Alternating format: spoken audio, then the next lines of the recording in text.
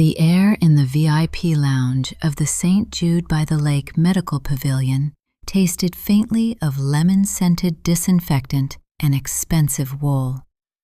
Through the triple-paned, soundproofed glass, the gray waters of the lake looked completely motionless, like a sheet of unpolished zinc. Linnea sat on the edge of the low-slung cream leather armchair. If she leaned back, her thighs would make a soft, sticky peeling sound against the hide when she tried to move, so she kept her spine perfectly straight. Her left arm rested on her lap, palm up.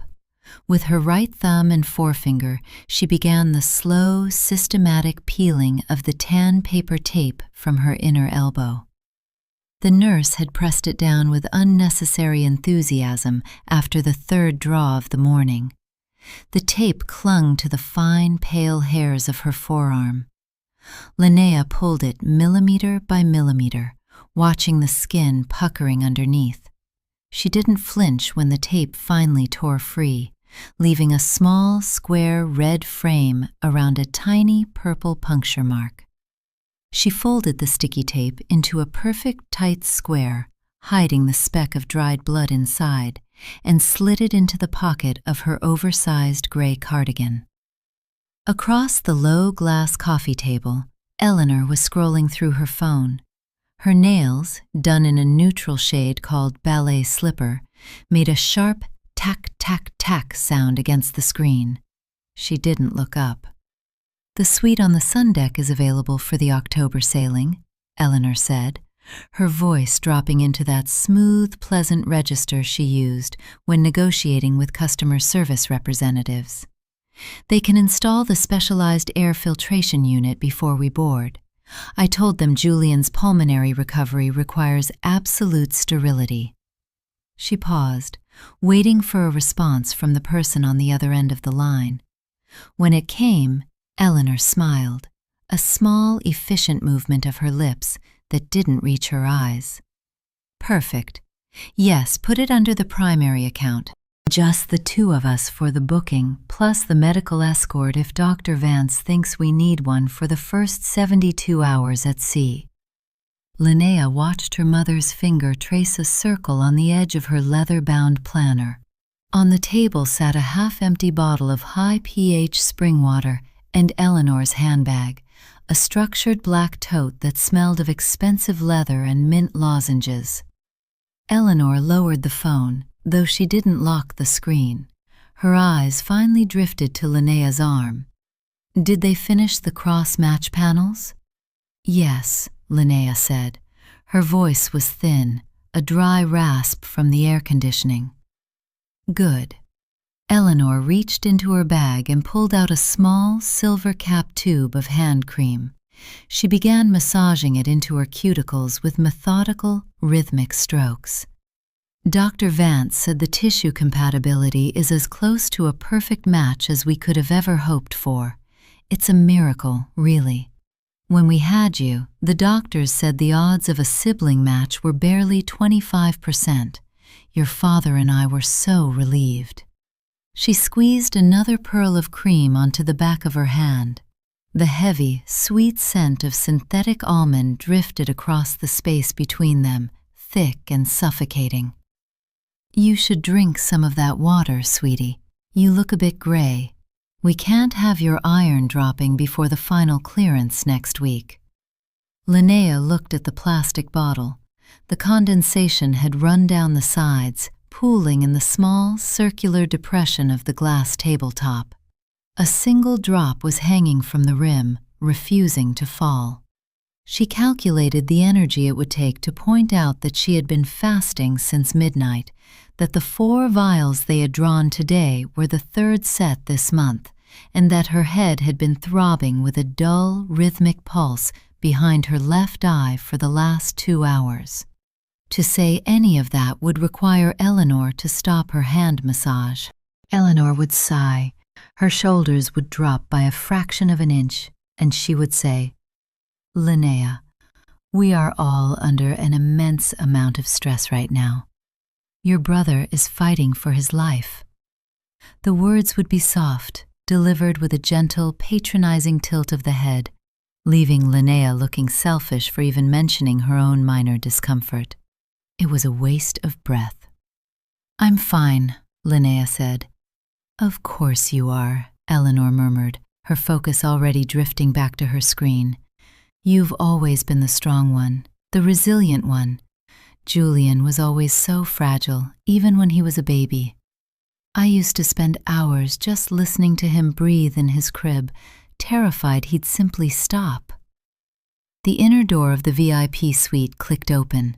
A nurse in pristine pale blue scrubs stepped out, holding a small clipboard. "Mrs. Sterling, Julian is awake now. He's asking for some ice. His throat is quite dry after the nebulizer treatment." Eleanor was on her feet before the nurse had finished speaking. Her leather planner slid into her bag with a soft, expensive thud. "Oh, thank goodness. I'll come right in." She turned her head slightly toward Linnea, her hand already hovering over the door handle. "Linnea, sweetie, would you mind going down to the cafeteria on the lower level? The ice machine on this floor has those large, blocky cubes, and they hurt Julian's throat. The lower level has the soft pellet ice. He prefers that. There's a red cup in my bag you can use." She didn't wait for Linnea to answer. The heavy door clicked shut behind her, leaving Linnea alone in the quiet of the lounge. The hum of the HEPA filter seemed to grow slightly louder in the silence. Linnea sat still for a full minute, watching the single drop of water on the bottle finally lose its grip and slide down to join the puddle on the glass. Slowly, she stood up. Her knees made a faint popping sound. She reached into her mother's structured bag, her fingers brushing past the cool metal of the private insurance card, the thick leather of the passport holder, and retrieved the red insulated cup. She walked out of the lounge and into the long white corridor of the 4th floor.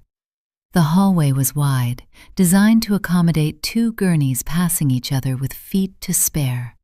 The walls were painted a color the hospital brochure called calming alabaster, but under the fluorescent tubes, it just looked like the belly of a dead fish. At the elevator bank, Linnea pressed the down button. The metal was cold against her fingertip. She pulled her phone from her cardigan pocket. The screen was cracked in the lower right corner, a spider web of thin fractures she'd covered with a piece of clear tape to keep the glass from splintering into her thumb. She opened her banking app. Checking. $412.50. Savings, $0. The numbers hadn't changed since yesterday. She had calculated the budget 3 times on the back of her chemistry notebook. If she stopped buying lunch at school entirely and walked the 3 miles home instead of taking the city bus, she could save another $80 by November. November 12th, her 18th birthday. The elevator arrived with a low electronic chime. The doors slid open, revealing an empty stainless steel interior. Linnea stepped inside and pressed B for the basement level. As the car began its smooth, silent descent, the lights flickered once, a brief gap in the current that left her in near darkness for a fraction of a second before the backup generators hummed to life, restoring the sterile white glare. The basement of the St. Jude by the Lake Medical Pavilion did not belong to the patients who paid by the day. Here, the calming alabaster paint gave way to bare, poured concrete and yellowed linoleum tiles that had been scrubbed so often they had lost their sheen, leaving a dull, sticky residue that clung to the soles of Linnea's sneakers. The air was colder here, smelling of damp cardboard, industrial bleach, and the flat, greasy scent of boiled cabbage from the staff cafeteria down the hall. Overhead, a thick artery of pipes wrapped in dusty gray fiberglass groaned as hot water surged through the building's core. Linnea walked toward the self-service ice dispenser tucked into a small alcove next to the vending machines. The red, insulated cup felt heavy in her hand, its metal rim cold against her palm. On the bottom of the cup, a faded strip of blue painter's tape bore her brother's name, written in Eleanor's neat architectural print. Julian, private. She pressed the cup against the black plastic lever of the dispenser. The machine gave a violent mechanical shudder, a low rumble vibrating through the concrete floor beneath her feet, before releasing a torrent of tiny, clear ice pellets. Clink, clink, clatter. The sound was incredibly loud in the empty corridor. Linnea watched the ice pile up, perfect and uniform, like tiny glass beads. When the cup was 3/4 full, she let go of the lever. The machine sputtered once more, dropping a final single pellet that bounced off the rim and skittered across the dirty floor, stopping near the base of a grease-stained vending machine. Her phone vibrated in her cardigan pocket, a double pulse. She didn't look at it immediately. Instead, she slowly fit the red plastic lid onto the cup, pressing down on the edges until she heard the faint, rubbery pop that confirmed the seal was airtight. Only then did she retrieve the phone. The screen lit up, showing a message from Eleanor. Bring 2 plastic spoons if they are the individually wrapped ones. The cafeteria usually has them behind the counter. Do not get the loose ones. Linnea stared at the text. She looked toward the cafeteria entrance 40 yards away. The metal roll-up gate was half lowered, indicating the lunch rush had ended, but she could see the silhouette of Mrs. Gable, the head dietary aide, wiping down the stainless steel prep tables. Mrs. Gable was a kind, talkative woman who had known the Sterling family since Julian's first admission 6 years ago. If she saw Linnea, she would ask about Julian's white blood cell count. She would ask how Eleanor was holding up. She would offer a sympathetic, pitying look that Linnea did not have the energy to absorb. Linnea turned her gaze to the condiment island near the vending machines. There was a metal bin there filled with loose, black plastic spoons. No wrappers. She stood in the corridor, weighing the options. If she went to the counter to ask Mrs. Gable for the wrapped spoons, the interaction would take 4 minutes. It would require 3 polite lies about her brother's health and a forced smile. If she took the loose spoons from the bin, Eleanor would notice the lack of plastic wrapping immediately. She would make a quiet clicking sound with her tongue, take the spoons from Linnea's hand, and carry them over to the sink to wash them under boiling water, her movements filled with a patient, long-suffering weariness that communicated Linnea's failure more clearly than any reprimand. The energy cost of the polite lies was higher. Linnea walked to the condiment island, reached into the bin, and took 2 loose black spoons. As she walked back toward the elevator, she looked at her reflection in the darkened glass of a locked office door. She looked pale, her hair tied back in a loose, messy knot that she hadn't bothered to brush properly that morning. She was 17, but her shoulders slumped like those of the elderly patients she passed in the physical therapy wing. She stopped in front of the elevator doors and pressed the button. The weight of the surgery was a physical presence in her mind. A date carved into the calendar with thick black ink. October 1st, 3 weeks from today. The donor nephrectomy would take approximately 3 hours. Dr. Vance had explained the procedure with a series of colorful, glossy diagrams during their last consultation, pointing to the small, bean-shaped organ on the left side of Linnea's lower back. It's an incredibly safe procedure, he had said, his voice warm and rehearsed. Your remaining kidney will easily expand its capacity to cover the loss. You'll be back on your feet in no time. Linnea had asked how long the recovery would take before she could lift more than 10 pounds. 4 to 6 weeks, the doctor had replied, already looking at his watch. But your mother tells me you have a very light schedule this semester, so you'll have plenty of time to rest at home. At home. Linnea looked down at the red cup in her hand. The metal was sweating now, leaving a ring of moisture on her palm. She had calculated the timeline last night in the dark of her bedroom, using the calculator on her laptop so the screen wouldn't cast too much light. The family cruise was booked for October 24th, 3 weeks after the surgery. Eleanor's call to the travel agent had confirmed it. 2 guests, Eleanor and Julian. Arthur, her father, was staying behind to manage the firm's quarterly audit. And Linnea? No one had mentioned her name during the booking. When the brochures had arrived in the mail last month, featuring glossy photos of turquoise water and teak-decked balconies, Eleanor had left them on the kitchen island. When Linnea had picked one up, her mother had gently taken it from her hand to file it away. "It's a recovery trip for Julian," Eleanor had said, her voice soft and reasonable. "The salt air will be so good for his lungs. And since you'll still be healing, the travel would be far too exhausting for you, sweetie. It's much better if you stay home, where it's quiet." Where it was quiet. Alone in the 5-bedroom house on the lake, with her father working 14-hour days at the office, and the leftover boxes of surgical dressings in the guest room. The elevator arrived with a soft electronic beep. The doors parted. Linnea stepped inside and pressed the button for the 4th floor. As the elevator rose, she reached into her pocket and touched the small, hard square of paper tape she had discarded earlier. She ran her thumb over the rough, sticky edge, counting the seconds of the ride. 11, 12, 13. The elevator stopped on the 3rd floor. The doors opened to reveal a young resident in a white coat, staring down at an iPad. He didn't look up as he stepped in, nor did he look at Linnea. He simply smelled of cold coffee and damp wool, filling the small steel box with his exhaustion.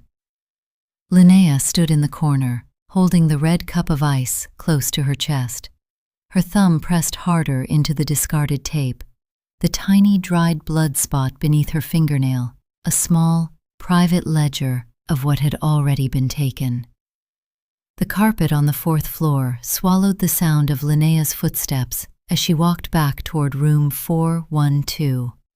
On this level, the walls were hung with framed watercolor landscapes of the lake, their soft blues and greens designed to project an aura of expensive serenity. Outside the door of the Sterling suite, a small wooden plaque on the wall read, "Patient, Julian Sterling, Private." Below it, a plastic sleeve held a yellow card, warning visitors of his compromised immunity. Linnea pushed the heavy mahogany door open with her shoulder, keeping both hands on the red cup and the 2 loose black spoons. The room was large, resembling a high-end hotel suite rather than a hospital room. The standard-issue hospital bed had been fitted with a set of pale gray Egyptian cotton sheets that Eleanor had brought from home. On the nightstand, next to the array of amber pill bottles, sat a small ceramic vase filled with fresh, white hydrangeas. Their faint, watery scent struggled against the sharp chemical tang of the room's orange antiseptic wipe. Julian was sitting up, propped against a small mountain of pillows.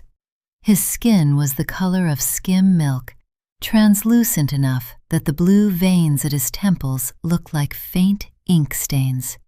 He was 19, but his illness had kept him slender and narrow-shouldered, giving him the delicate, arrested look of a much younger boy. Eleanor was standing by the window, adjusting the wooden slats of the blinds to block out the glare of the afternoon sun. "I brought the ice," Linnea said, her voice quiet. Eleanor turned around. Her eyes scanned the red cup, then drifted immediately down to the 2 loose black spoons resting in Linnea's palm. A tiny, familiar crease appeared between Eleanor's perfectly shaped eyebrows.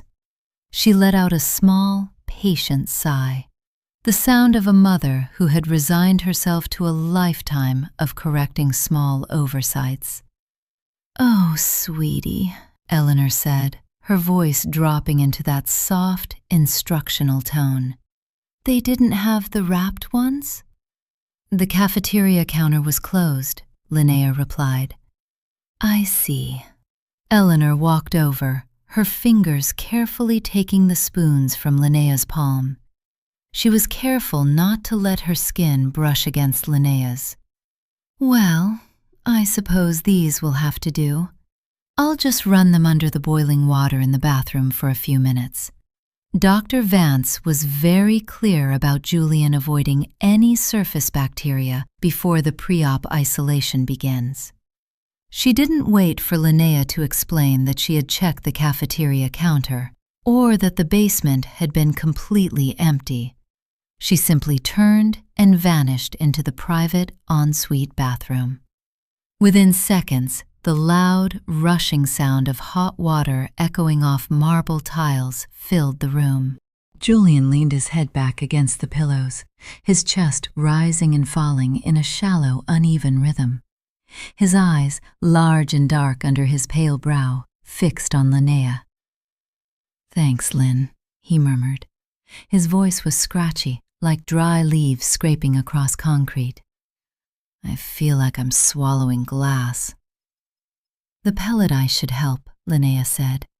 She stood by the foot of his bed. She didn't move closer to touch his hand, nor did she sit on the edge of the mattress as Eleanor always did. She kept the bed between them, a solid, white-sheeted barrier. "Mom says the surgery is going to be a breeze," Julian said, his eyes drifting toward the closed bathroom door. "She said, once it's over, we're finally going to have a normal life. No more clinics, no more dialysis." Linnea watched his throat move as he swallowed, a visible, painful effort. "That's what she said," Linnea replied. She calculated the energy required to tell him about the cruise brochure she had found on the kitchen counter. She calculated the cost of asking him if he knew that "we" in Eleanor's vocabulary only seemed to have 2 syllables. She looked at his frail, sunken chest, at the small plastic clip of the pulse oximeter glowing red on his index finger, and decided against it. Julian didn't know, or perhaps he simply didn't care to think about it. For his entire life, the world had been a stage set designed solely for his comfort, and Linnea was merely one of the stagehands, working in the shadows to keep the lights burning. The bathroom door opened, and Eleanor stepped back into the room, holding the 2 black spoons wrapped in a fresh white paper towel. Her hands were slightly pink from the hot water. "There," she said, her smile returning, bright and efficient. "Perfect."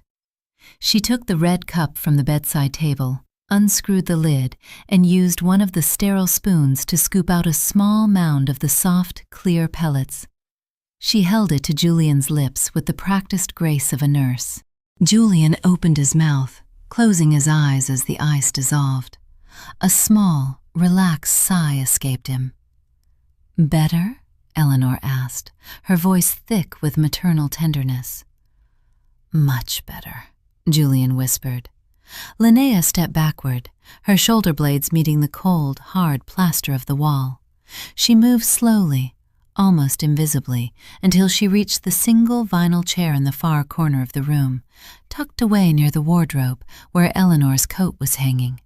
She sat down, pulling her heavy canvas school bag onto her lap. She zipped it open, the sharp metal teeth of the zipper making a brief, harsh sound that neither her mother nor her brother seemed to hear. She pulled out her chemistry textbook, a thick, blue-covered volume that felt like an anchor in her lap.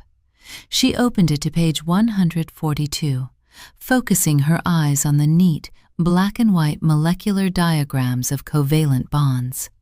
From her corner, she could watch them without being watched.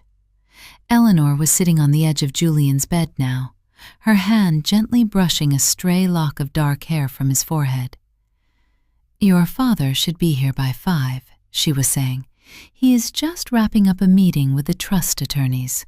We wanted to make sure all the medical power of attorney documents are updated before the 1st.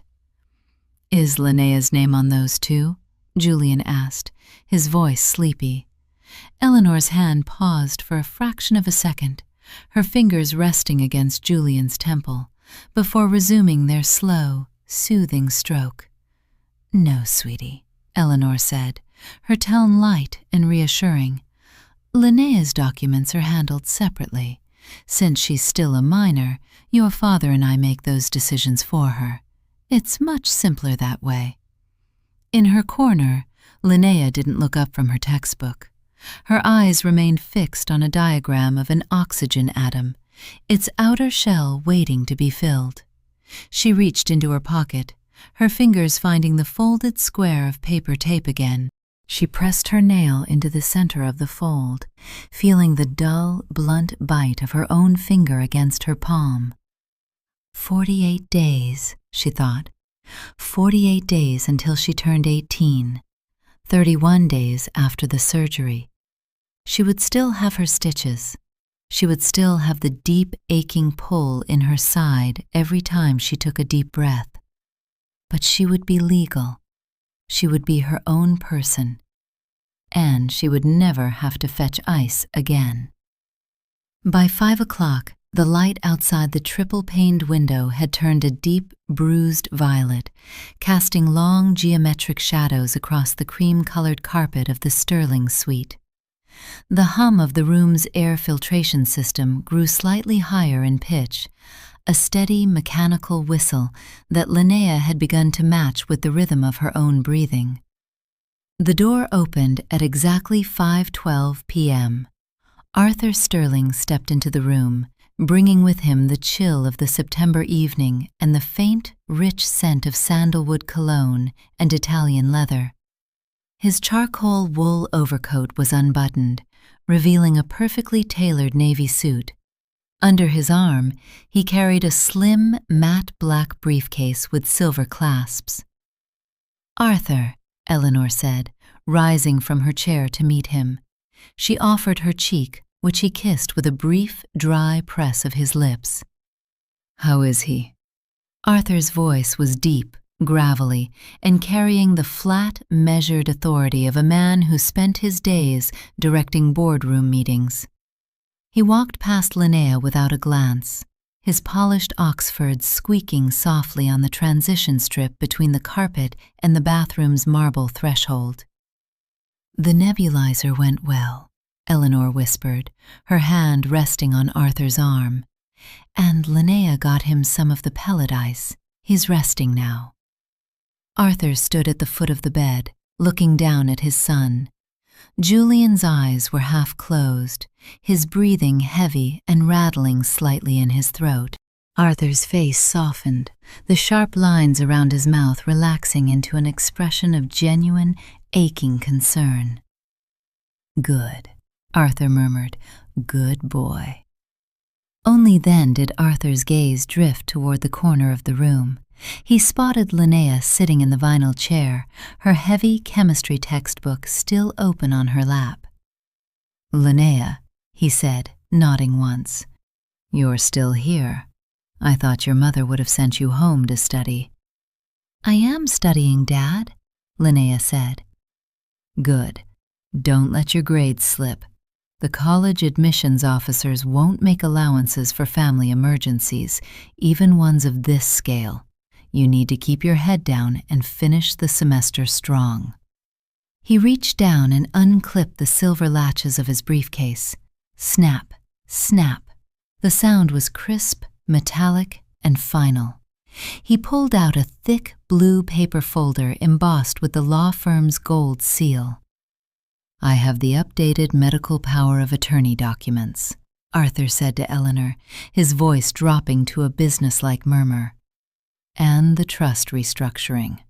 Since Julian is 19 now, he needs to sign the primary beneficiary designation himself.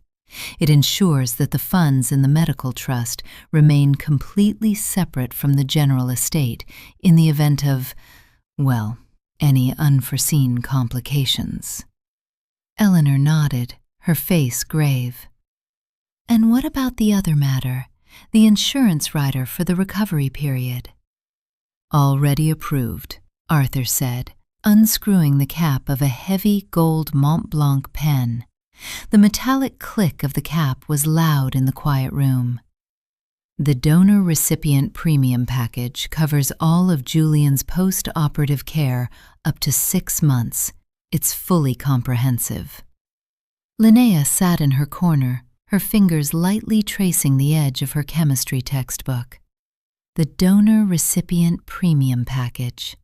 She wondered if the premium package covered the deep, tearing pain she would feel in her abdomen when she tried to sit up in bed 3 weeks from now. She wondered if it covered the cost of her recovery, or if her care was simply treated as a necessary prep expense for Julian's organ acquisition. She began her physical routine of packing her bag. She closed the textbook, the thick pages whispering against each other. She slid her blue spiral notebook inside, then her pencil case, then her calculator. She aligned each item perfectly, ensuring the spines of the books faced outward, their edges flush against the canvas wall of the backpack. "Arthur," Eleanor said, her voice dropping lower as she looked toward the bed where Julian had drifted off to sleep, his chin resting against his chest. "Did you talk to Dr. Vance about the travel clearance?" "I did," Arthur said, signing his name at the bottom of a page with a quick, decisive flourish. He said as long as Julian's creatinine levels are stable by week 3, the sea voyage is actually highly recommended. The air filtration in the suite we booked is top of the line. It's safer than having him in a public hotel. "And the donor?" Eleanor's voice was barely a breath, but in the silence of the room, it carried perfectly to Linnea's corner. Arthur didn't look up from his papers. "The donor's clearance is standard. Once the organ is harvested, the hospital's liability ends after 48 hours of post-op observation. After that, it's just standard wound care. The staff at the house can handle that. I've already spoken to Mrs. Gable about coordinating with a visiting nurse for the dressing changes." The donor. They didn't say Linnea.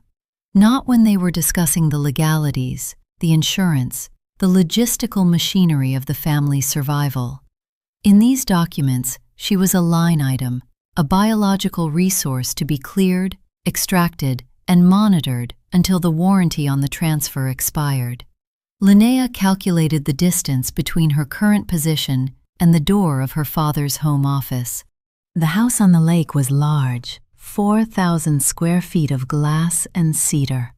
Her father's office was on the 2nd floor, behind a heavy oak door equipped with a digital keypad lock. Arthur had set the code 6 years ago, 0919, Julian's birthday. Inside that office, in the bottom drawer of the fireproof filing cabinet, were the family's vital documents: her birth certificate, her original Social Security card, the passport she had been issued when she was 12, which had since expired but still held her legal identity. To obtain her legal emancipation at 18, she would need those documents. If she tried to order copies online, the confirmation letters would be sent to the house, and Eleanor's sharp eyes would intercept them before they ever reached the mailbox.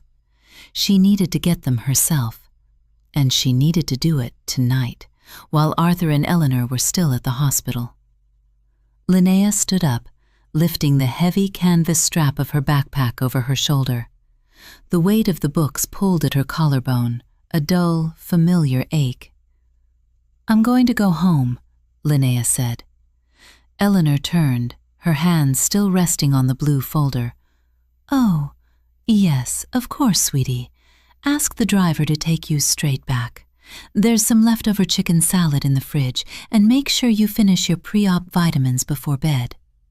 "I will," Linnea said. Arthur didn't look up from his signing. "Keep the noise down when you get in, Linnea. I have a conference call with Tokyo at 9, and I'll be working from the study."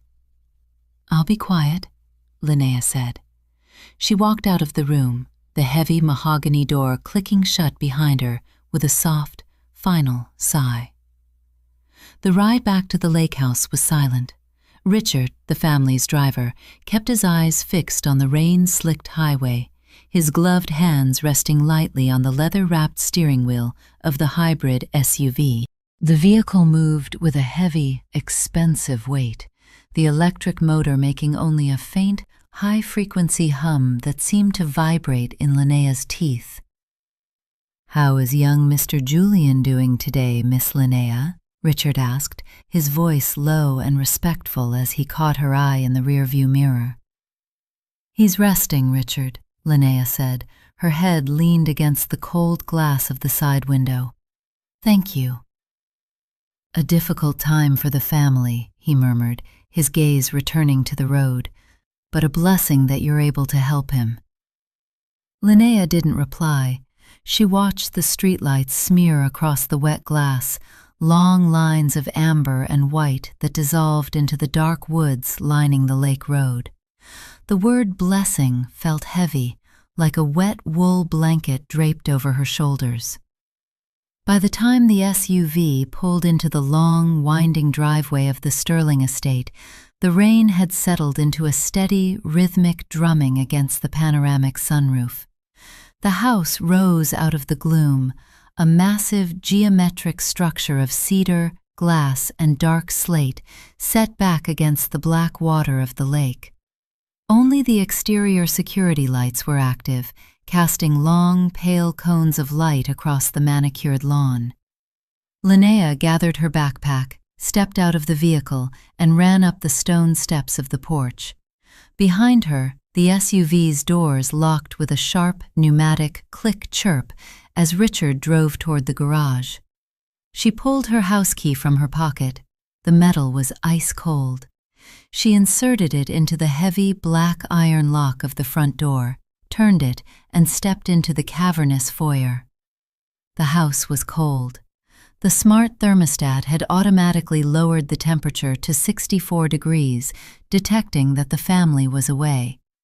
The silence inside was absolute, broken only by the slow, rhythmic tick-tock, tick-tock of the grandfather clock in the corner of the dining room.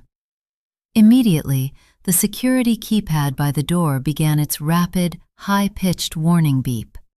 Beep, beep, beep, beep. Linnea reached out and punched in the 4-digit code, 0919, Julian's birthday. The system cleared with a pleasant, soft chime. She stood in the dark foyer, her heart beating in a slow, steady rhythm. Her eyes adjusted to the gloom. She took off her sneakers, placing them precisely in her designated cubby in the mudroom, aligning the heels against the back wall. It was 6:40 p.m. Her father had said he had a conference call at 9. He would likely be home by 8:30 p.m. to prepare. That gave her less than 2 hours.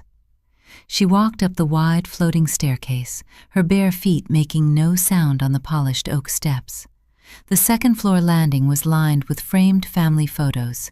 Julian at camp, Julian smiling on a sailboat, Julian holding a trophy. In the entire gallery, there was only one photo of Linnea, taken when she was 9, standing slightly behind her brother's wheelchair, her hands resting on the handles. She walked past the gallery and stopped in front of the heavy, solid oak door at the end of the hall. Arthur's study. On the doorframe, a small digital keypad glowed with a faint blue light. Arthur had installed it 3 years ago, after a tax consultant had warned him about leaving client files exposed. Linnea stared at the blue buttons. She calculated the risk. If she entered the code and Arthur had changed it, the lock would beep 3 times, and an alert would be sent directly to his phone. If she didn't try, she would have to face the surgery without her papers, leaving her legally bound to her parents' custody and medical decisions even after she turned 18, because they would control the physical proof of her identity. To stay meant being a permanent medical backup. To run required her birth certificate and her social security card. She reached out and pressed the buttons. 0919. The lock gave a heavy, mechanical thunk whir, and the small LED light turned from blue to a solid, silent green. Linnea let out a breath she hadn't realized she was holding. She turned the heavy brass handle and pushed the door open. The study smelled of cedar oil, stale coffee, and old, expensive paper. A massive mahogany desk dominated the center of the room, behind which sat Arthur's leather executive chair. The room was dark, save for the pale light of the moon filtering through the high, clerestory windows. She didn't turn on the overhead lights. Instead, she pulled her phone from her pocket and turned on the flashlight, keeping her palm partially over the bulb to dim the glare to a narrow, soft beam. She walked over to the fireproof filing cabinet in the corner, a heavy, matte black steel chest that looked out of place against the warm wood paneling of the room. It required a physical key. Linnea knew where the spare was kept. She walked to the desk, her lights sweeping over the neat stacks of folders and the heavy, rough-hewn stone paperweight Arthur had brought back from a business trip to Kyoto. She picked up the stone. It was cold, heavy, and solid. She flipped it over. Embedded in the felt-lined bottom was a small, magnetic compartment. She slid the plastic cover back, revealing a single silver key. She walked back to the filing cabinet, knelt on the plush carpet, and inserted the key into the lock. It turned with a crisp, heavy click. She pulled the bottom drawer open. The metal runners slid with a smooth, oiled hiss. Inside, the folders were arranged in perfect alphabetical order. She ran her fingers over the tabs. Insurance, investments, Julian, trust, Julian, medical. Behind the Julian section, there was a single, thin folder labeled Linnea, personal. Linnea pulled the folder from the drawer. Her hands were steady, but her fingers felt slightly numb. She laid the folder on the floor, illuminating it with the dimmed light of her phone. Inside lay her original official birth certificate with the raised gold seal of the county registrar. Beneath it was her Social Security card, taped to a piece of white cardstock, and her expired blue passport. She picked up the birth certificate. The paper was thick, textured, and slightly yellowed at the edges. Linnea Victoria Sterling, mother, Eleanor Vance Sterling, father, Arthur Joseph Sterling. She stared at the gold seal, her thumb tracing the embossed letters. This single piece of paper was her key to the world outside this lake. She folded the document carefully, sliding it along with her Social Security card into the inner zippered pocket of her backpack. She left the expired passport in the folder. She didn't need it, and its absence might be noticed too quickly. She slid the folder back into its precise spot behind Julian, medical. She pushed the drawer closed, locked it, and returned the key to the bottom of the stone paperweight on the desk, placing the stone exactly where it had been before, aligned with the edge of the leather desk pad. She stood in the center of the room, her backpack heavy on her shoulders. The rain outside continued to drum against the glass, a steady, indifferent heartbeat. The closet in Linnea's bedroom was small, a narrow alcove built into the slope of the roof, where the winter coats and out-of-season blankets were stored. In the furthest corner, behind a pair of heavy rubber riding boots she hadn't worn since she was 14, the floorboards met the baseboard at an uneven angle. Linnea knelt on the thin carpet, her flashlight clenched between her teeth. She slid her fingers into the gap under the baseboard, feeling the cold draft from the uninsulated crawl space below. With a gentle tug, she pried up a loose 6-inch strip of pine.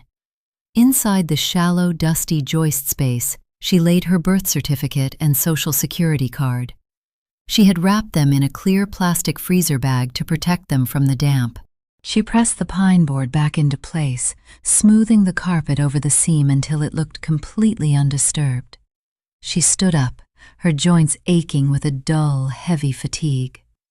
The blood draws from earlier in the day were catching up to her, leaving her limbs feeling as though they were filled with wet sand. It was 7:15 p.m.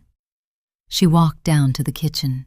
Under the recessed halogen ceiling lights, the white marble countertops and stainless steel appliances looked like an extension of the St. Jude VIP wing. The air was sterile and cold. Linnea opened the massive double-door refrigerator.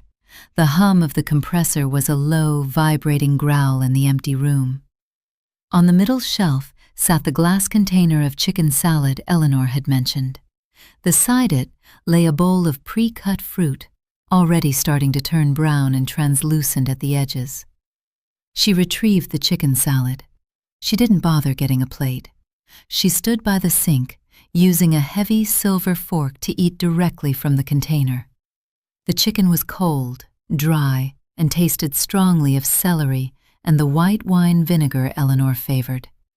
Each swallow felt heavy in her throat. On the far end of the marble kitchen island, under a hanging copper pot rack, sat Julian's weekly pill organizer. It was a large, clear plastic grid with 28 compartments labeled with the days of the week and times of day: morning, noon, evening, bed. Beside it sat 6 amber prescription bottles, their labels detailed with complex dosage instructions. This was Linnea's invisible labor. 2 years ago, Eleanor had messed up Julian's evening immunosuppressant dose, causing his blood pressure to spike so violently he had to be admitted to the emergency room. Afterward, Eleanor had sat at this very island, weeping into her hands, whispering about how she just couldn't keep the schedule straight with all the stress. Without a word, Linnea had taken the bottles. She had sorted them. She had color-coded the labels. Since then, the task had silently devolved to her. Every Tuesday and Thursday night, Linnea would spend 20 minutes pre-sorting the pills, checking the expiration dates, and logging the refills in a shared digital calendar. It was never discussed. It was simply expected, like the garbage being taken to the curb or the mail being brought inside. Linnea looked at the empty plastic grid. She looked at the 6 amber bottles sitting in a messy cluster. She calculated the energy required. If she sorted them, she would prevent a minor crisis in the morning. Eleanor would wake up, walk into the kitchen, grab the pre-sorted container, and head to the hospital without a second thought. If Linnea didn't sort them, Eleanor would have to do it herself. She would likely be late. She would be stressed. She would look at Linnea with a silent, wounded accusation. But she couldn't complain out loud. To complain would mean admitting she had relied on her 17-year-old daughter to manage her son's life-critical medication. Linnea set her fork down. She placed the lid back on the glass container of chicken salad, pressed it down until the rubber seal clicked, and slid it back into the refrigerator. She left the pill organizer empty. She left the amber bottles exactly where they were, scattered across the polished marble. The heavy front door of the house clicked open. Linnea didn't flinch. She slowly rinsed her fork under the tap, watching the water swirl down the drain, carrying away the tiny flecks of celery. Arthur's heavy footsteps echoed in the foyer. He was talking on his phone, his voice flat and professional. "No, the Tokyo figures are off by 3%. Tell Tanaka we need the revised spreadsheet before the 9 o'clock call. I'm at the house now." The footsteps grew louder as he entered the kitchen. He had taken off his overcoat, but his tie was still knotted tightly at his throat. He looked exhausted, the skin under his eyes dark and loose. He stopped near the island, his briefcase sliding onto the marble with a dull scrape. He didn't look at Linnea. His eyes went immediately to the empty pill organizer, then to the scattered prescription bottles. A slight frown creased his forehead. He reached out and tapped one of the amber bottles with his index finger, rolling it slightly. "Linnea," he said, his voice carrying a quiet edge of irritation. "Why is the kitchen so dark? And why aren't these sorted? Your mother is going to need to take Julian's morning doses to the clinic by 8 tomorrow." "I was eating dinner, Dad," Linnea said, her voice even and level. "Well, please get to it. You know how frantic your mother gets in the mornings. We don't need any unnecessary delays." He picked up his briefcase, turning toward the stairs. "And make sure the coffee maker is prepped. I have to be up by 5:30. Linnea watched his back as he walked out of the kitchen. She stood in the silence of the room, her hand resting on the edge of the sink. She looked at the empty pill organizer. She looked at the copper kettle on the stove. She walked over to the coffee maker. She opened the lid, seeing the dry brown grounds from this morning still sitting in the paper filter, smelling faintly sour. She didn't clean it. She didn't pour fresh water into the reservoir. She didn't grind the dark roast beans Arthur preferred. Instead, she turned off the single overhead light, casting the kitchen into complete, shadow-drenched darkness, and walked slowly up the stairs to her room.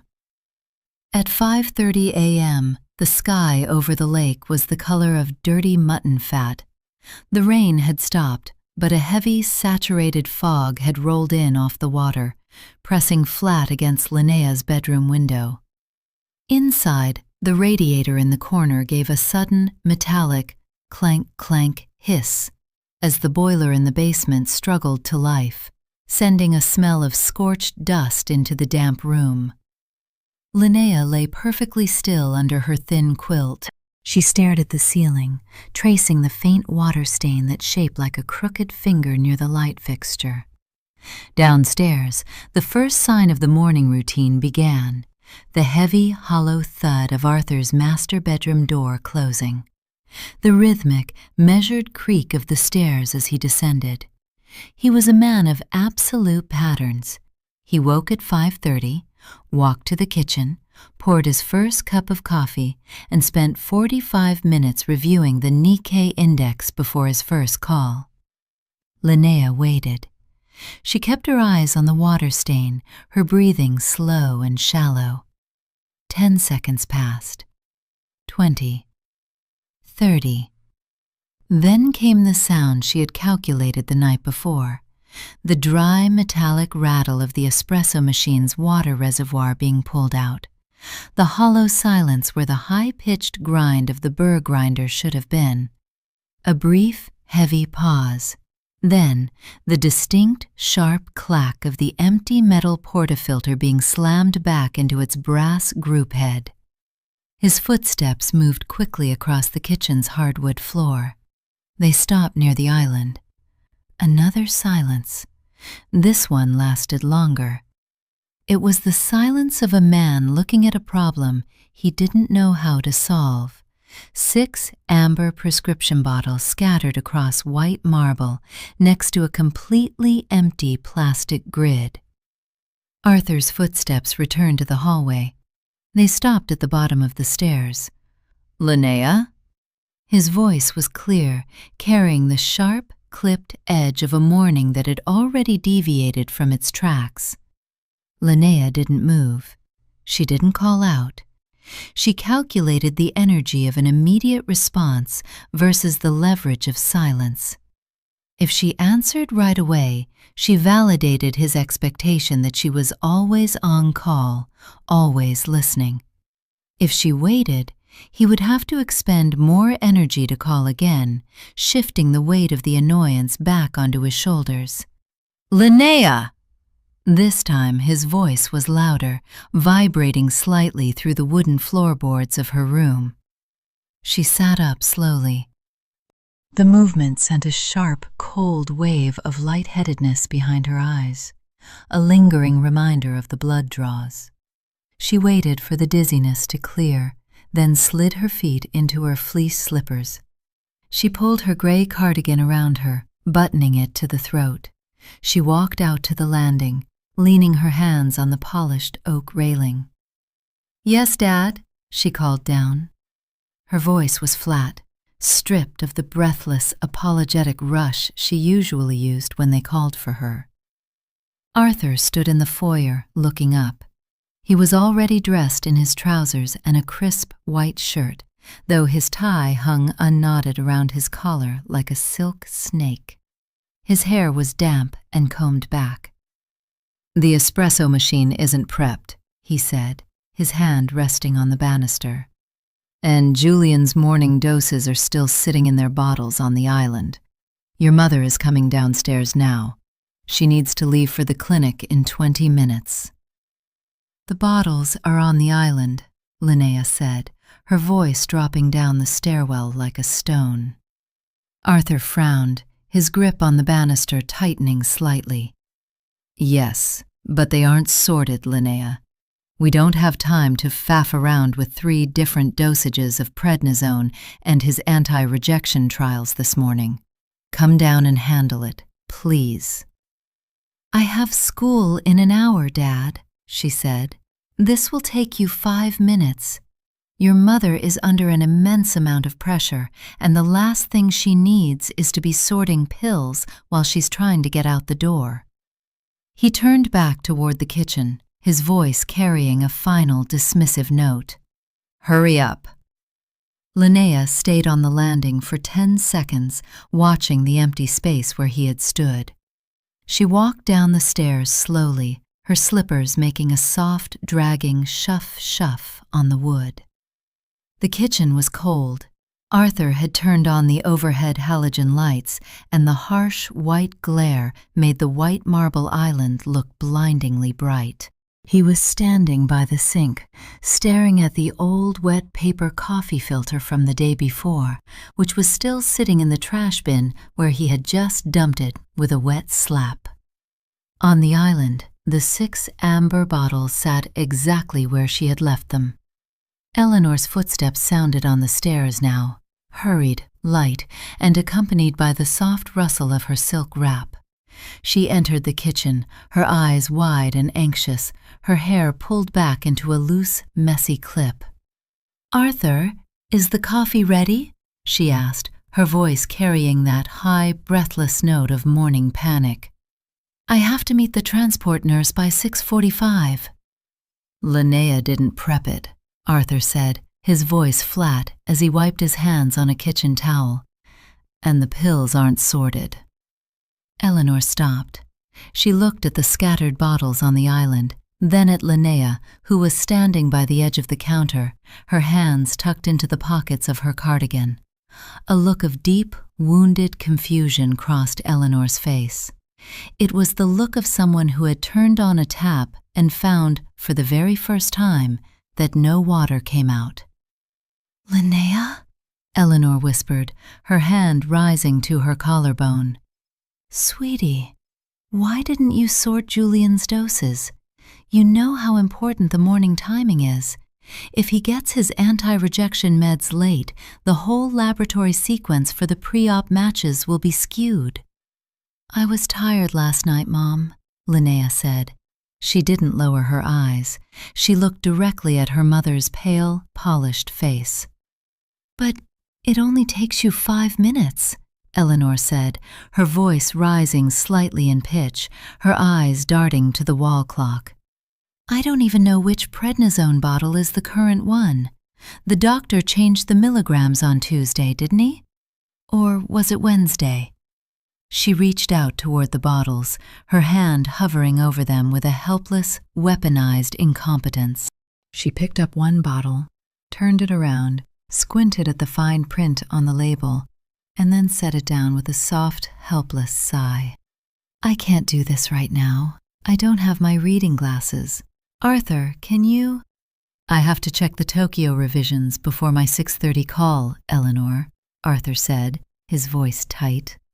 "Linnea, stop standing there and sort them, now." Linnea calculated the energy. She could refuse, but that would trigger a loud, theatrical argument that would drain her remaining stamina before the school day even began. Or she could do it, but with an absolute, agonizing slowness that would make them realize the resource they took for granted was no longer flowing freely. She walked to the island. She didn't rush. She reached out and took the plastic pill organizer. She opened the lid for Monday morning with a slow, deliberate click. She picked up the first amber bottle. She didn't look at Eleanor or Arthur. She read the label with painstaking, silent attention, tracing each letter with her finger.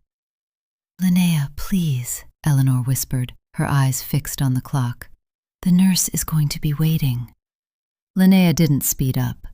She opened the bottle's child-proof cap with a slow, heavy twist. Squeak! Click. She tipped one small white tablet into her palm. She looked at it for 3 full seconds before dropping it into the plastic slot. Clink. The sound was tiny, but in the tense, silent kitchen, it sounded like a hammer striking an anvil. The kitchen clock clicked, the black minute hand dropping with a heavy, mechanical thud to mark 6:05 a.m. Linnea's fingers remained slow, steady, and deliberate. She picked up the second bottle, the blue-labeled bottle containing Julian's anti-rejection trial medication. The tablets inside were tiny, yellow, and shaped like miniature shields. She twisted the child-proof cap, waiting for the distinct, rhythmic click, click, click of the plastic safety teeth before pulling it free. "Linnea, please," Eleanor whispered. She was standing so close now that Linnea could smell the expensive lavender hand lotion she had applied before coming downstairs, underneath the dry, stale scent of her morning breath. "I can just take the bottles with me and have the clinic nurse sort them. Just give me the bag." "The clinic nurse doesn't have the current chart for his home doses, Mom," Linnea said, her voice quiet and completely devoid of inflection. "If they give him the 50 milligram strength instead of the 25, his kidney function panels will drop by noon." Eleanor's hand, which had been hovering over the blue bottle, froze in midair. Her fingers twitched, then slowly retreated, tucking back into the pocket of her silk wrap. She knew Linnea was right. More importantly, she knew she didn't have the mental bandwidth to double-check the clinic's digital charts against the physical inventory in the cupboard. For 3 years, she had relied on Linnea to act as the buffer between the doctor's constant, shifting adjustments and Julian's daily intake. Linnea calculated the silent leverage she held. Her parents had built their lives around the assumption that her labor was a natural resource, as constant and free as the air they breathed. They didn't appreciate the oxygen until the room began to run out of it. By slowing her movements, by refusing to panic in the face of their self-imposed deadlines, she was forcing them to feel the draft. Arthur's phone gave a sharp, high-pitched electronic chime from the study down the hall. He looked at his watch, scowled, and turned on his heel. "I have to take this," he muttered to Eleanor, his voice tight with frustration. "Get the driver to take you if the transport nurse leaves. I'll meet you at the hospital after my 10 o'clock. He walked out of the kitchen, his heavy leather shoes striking the hardwood foyer with sharp, angry clips. A moment later, the distant, muffled sound of his boardroom voice began to drift through the walls. Eleanor watched him go, her shoulders slumping. She turned back to Linnea, her face looking older, the fine lines around her mouth pronounced under the bright halogen glare. "We are doing this for his survival, Linnea," Eleanor said, her voice dropping into a soft, defensive register. "I know it's a lot to ask of you. I know you're tired. But once the transplant is over, we won't have to live like this anymore. We'll be a normal family again." Linnea didn't look up. She dropped 2 yellow tablets into the Wednesday morning slot. Clink, clink. "You'll be on the cruise," Linnea said, her voice level. Eleanor blinked, her hand rising to her collarbone again, a defensive gesture she used whenever she felt cornered. "Well, yes, but that's a medical necessity, sweetie. Dr. Vance was very clear about the post-operative isolation. The sea air is sterile. It's the best place for him to rebuild his immune system without the risk of public exposure. I know, Linnea said, and you'll have the house to yourself, Eleanor continued, her tone shifting, trying to inject a light, cheerful warmth into the space between them. You can have your friends over. You can study in peace. It'll be like a little vacation for you, too. Linnea picked up the third bottle, the liquid prednisone suspension. It required a precise measurement using a small plastic syringe. She inserted the plastic tip into the bottle's rubber neck, inverted it, and pulled the plunger back slowly. The fluid was thick, pink, and smelled strongly of artificial cherry, masking a bitter chemical base. She watched the liquid rise to the 3.5 milliliter mark. Not a drop more, not a drop less. I don't have friends to invite over, Mom, Linnea said. Eleanor's smile faltered, turning into a thin, tight line. Well, you've always been so independent, Linnea. You've always preferred your own company. Your father and I have always admired how self-sufficient you are. Self-sufficient. It was the word they used to excuse their neglect. If she was self-sufficient, they didn't have to feel guilty about missing her parent-teacher conferences. If she was independent, they didn't have to apologize for leaving her alone in the hospital recovery ward while they took Julian to the Sundeck suite. Linnea depressed the plunger, dispensing the pink liquid into a small, sterile plastic cup she had retrieved from the cupboard. Drip, drip, slide. She slid the completed pill organizer and the small pink cup across the cold marble island. They stopped exactly 2 inches from Eleanor's manicured fingers. It's done, Linnea said. Eleanor snatched up the organizer and the cup, her movements frantic, her eyes already darting back to the clock on the wall. It was 6:22 a.m. Thank you, sweetie, Eleanor said, her voice already distant as she hurried toward the mudroom. Make sure you lock the front door on your way to the bus. And don't forget your vitamins. The door to the garage opened and closed with a heavy, airtight whoosh. A moment later, the low, powerful rumble of the SUV's engine vibrated through the kitchen floor before fading down the long, gravel driveway. Linnea stood alone in the kitchen. The silence returned, thick and absolute, broken only by the distant, rhythmic murmur of her father's voice from the study, speaking to a boardroom in Tokyo. She looked at her hand. A tiny smear of the sticky, pink cherry prednisone had dried on the side of her index finger. She walked to the sink, turned on the cold water, and watched the pink stain dissolve, swirling down the drain until the stainless steel was completely clean. She walked to the mudroom, picked up her heavy canvas backpack, and pulled the front door shut behind her, letting the heavy iron lock click into place with a cold, solid finality. The gravel at the end of the lake road was wet, sticking to the soles of Linnea's sneakers in small gray clumps. The fog hung low over the asphalt, so thick that the yellow headlights of the oncoming school bus didn't appear until the vehicle was barely 30 yards away. The bus came to a halt with a loud, wet squeal of its air brakes. The hydraulic doors folded inward with a heavy, rubbery whoosh, releasing a draft of warm, stale air that smelled of damp upholstery, diesel exhaust, and cheap mint chewing gum. "Morning, Linnea," the driver said, nodding without looking at her as she climbed the high metal steps. "Morning," she murmured. She walked halfway down the narrow aisle. The bus was mostly empty this early in the route, populated only by a few quiet kids from the outer lake properties who sat with their foreheads pressed against the cold glass, their wireless earbuds glowing faintly in the dim interior light. Arthur had always insisted that Linnea take the bus.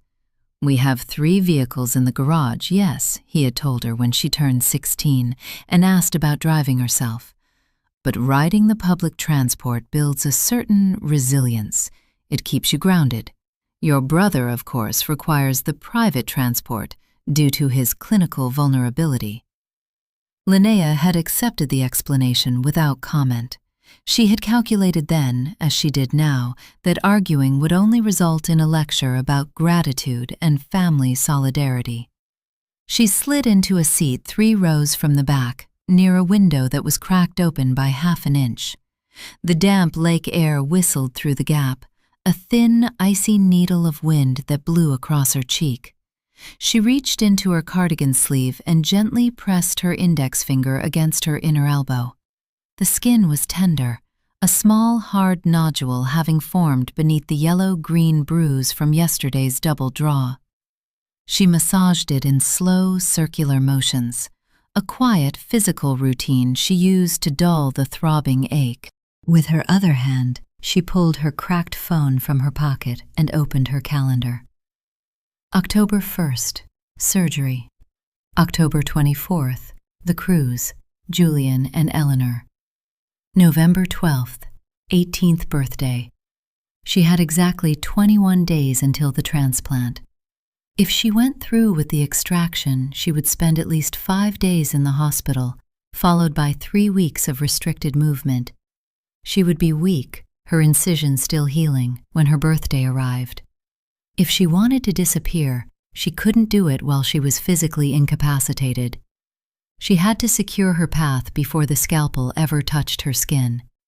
But if she refused the surgery before her 18th birthday, her parents, as her legal guardians, still held her medical power of attorney. They could legally contest her refusal under the guise of psychological instability brought on by caretaker burnout. Arthur's lawyers would have the paperwork drawn up before the sun went down. She needed her academic transcripts. She needed her official school records.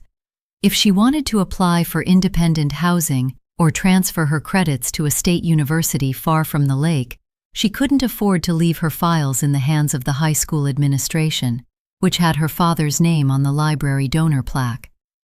The bus pulled into the high school parking lot at 7:35 a.m. The building was a massive, modern structure of red brick and tinted glass, surrounded by a perimeter of tall pines that dripped with condensation. Linnea waited for the other students to file out before she stood up. She swung her heavy backpack over her shoulder, her left side pulling slightly with a dull, muscular ache. She didn't head to her locker. Instead, she walked down the main corridor toward the administration wing. The hallway was empty, the linoleum floors gleaming with a fresh coat of wax that smelled sharply of pine cleaner. She stopped in front of the registrar's window. Behind the counter sat Miss Greer, a middle-aged woman with thick-rimmed glasses and a permanent, slightly defensive expression, who had managed the school's records for nearly 2 decades. "Linnea," Miss Greer said, looking up from her computer. Her tone softened slightly. Everyone in the administration knew about the Sterling family. They knew about Julian's long illness, and they treated Linnea with a soft, careful pity that she found incredibly exhausting. "You're here early. Is everything all right with your brother?" "He's resting, thank you," Linnea said, her voice steady. She leaned against the high counter. "Miss Greer, I need to request an official sealed copy of my academic transcript, along with my secondary school report and my immunization records." Miss Greer's eyebrows rose. She tapped her pen against her desk. "Your transcript? Usually we send those directly to the university admissions offices through the digital portal once the application cycle opens in November. If you want a physical sealed copy, we generally require a parental signature on the release form." Linnea didn't blink. She had calculated this hurdle last night. "It's for a private, merit-based scholarship," Linnea said, her voice dropping into a quiet, earnest register. "The foundation is quite traditional. They require the physical, sealed documents to be submitted directly with the paper application by the end of this month. My father is very busy with Julian's upcoming procedure, and he asked me to gather the materials myself so he doesn't have to manage the paperwork." Miss Greer looked at her for a long moment. Linnea's record was spotless. Straight A's, perfect attendance, never a late assignment or a missed library book. She was the model of quiet, reliable obedience.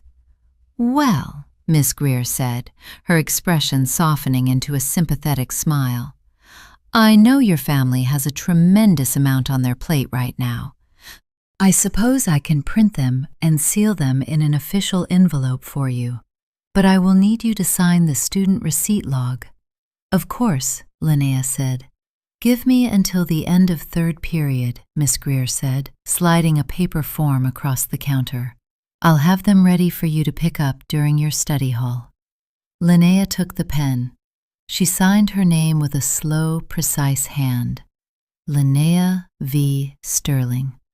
As she handed the pen back, her fingers brushed against the cool wood of the counter. She felt a tiny, cold spark of satisfaction deep in her chest. She had just acquired the first piece of her future, and her parents didn't even know the drawer had been opened. The high school library smelled of damp coats, dust, and the stale, sweet scent of floor wax. It was third period, and the room was nearly silent, save for the low, rhythmic click-shur of the large laser printer behind the reference desk, and the steady hum of the heavy rain starting up again outside the leaded glass windows. Linnea sat in the furthest corner, tucked between the outdated encyclopedia stacks and a row of dark microfiche machines that had been decommissioned years ago. On the wooden table in front of her lay a large, heavy manila envelope. The flap was secured with a thick piece of linen tape, stamped in blue ink with the official seal of the school registrar. Office of Admissions and Records, sealed document. She ran her index finger over the embossed seal. The paper was stiff and dry. Inside were the 3 years of her life that her parents had never paid attention to. Her transcripts, her perfect standardized test scores, her letters of recommendation from teachers who had only ever spoken to Eleanor once, in passing, at a fundraising gala. "Linnea?" She didn't start. She slowly slid the manila envelope under her open chemistry notebook before looking up. Mr. Henderson, the school guidance counselor, was standing at the end of the aisle. He was a soft-spoken man in his late 40s, wearing a corduroy jacket that smelled faintly of pipe tobacco and peppermint. He held a manila folder of his own, tapping it gently against his thigh. "Do you mind if I sit?" he asked, offering a gentle, professional smile. "Please," Linnea said, keeping her hands flat on the edge of her desk. Mr. Henderson slid into the wooden chair opposite her. He opened his folder, revealing a printout of her academic profile. "I was just reviewing the early decision portal for State University," he said, adjusting his wire-rimmed glasses. "Your application is completely finished. The essay on covalent bonds and biological systems was magnificent, Linnea. Really, some of the best writing I've seen this year." "Thank you, Mr. Henderson." "But," he paused, his smile fading into a look of quiet, sympathetic concern, "the system is still flagging the parental authorization form as pending. The early decision deadline is October 16th. That's only 5 weeks away. I know with your brother's upcoming situation, things are incredibly hectic at home, but we do need your father or mother to log into the parent portal and sign the waiver." Linnea looked down at her chemistry notebook. The white pages were clean, filled with her neat, tiny handwriting. She calculated the energy of the lie. If she told Mr. Henderson that Eleanor had simply forgotten, he would offer to call the house. He would speak to Eleanor in that soft, gentle counselor voice, and Eleanor would immediately realize that Linnea was applying to a university 400 miles away. a school with no medical facilities nearby, a school that would take her completely out of Julian's orbit. Eleanor had already selected the local community college for Linnea. "It's only 20 minutes from the house, sweetie," she had said over dinner last month. "And they have an excellent nursing auxiliary program. It'll be so convenient for you to take classes online while Julian recovers from the graft. We'll need you close by."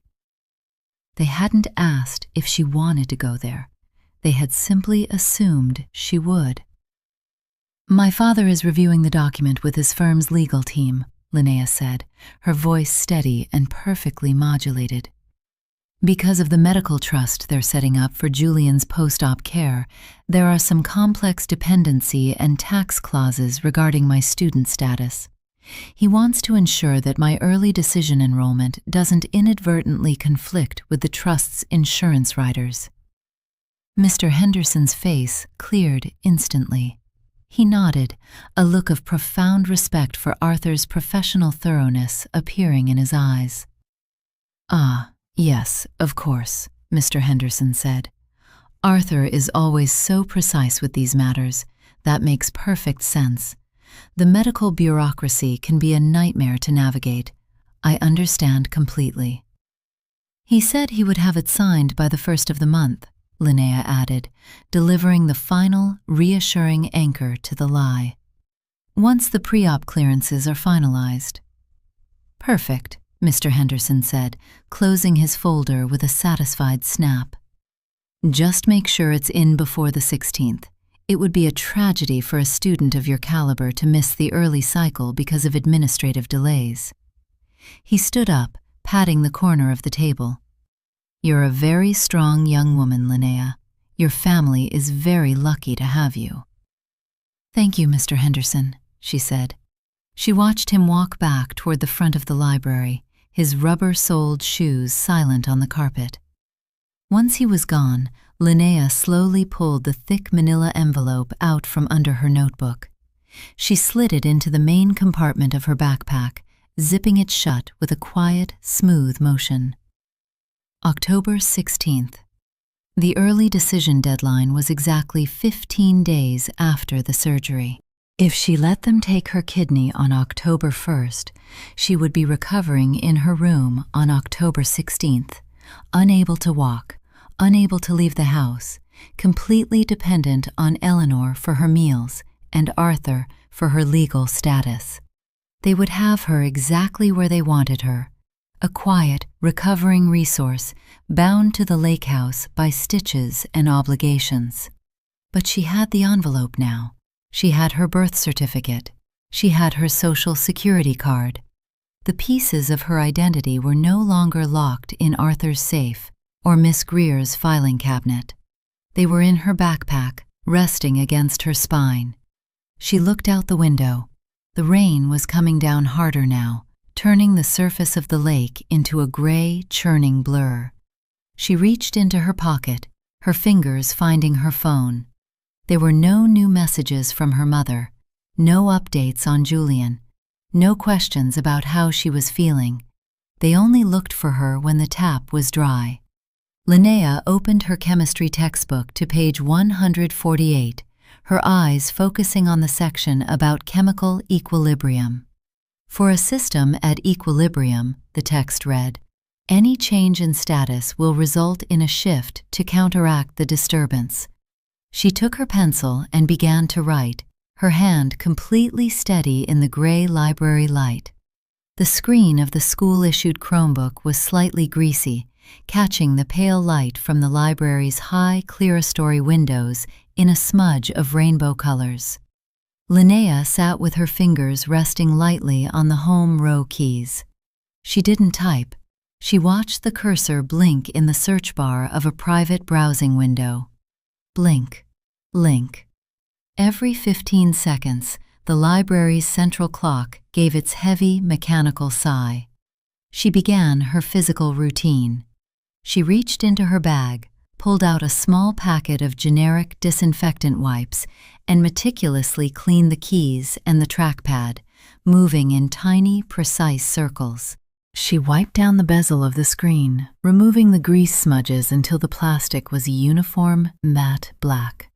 She folded the dirty wipe into a tight, damp square, slid it back into her pocket, and focused on the screen.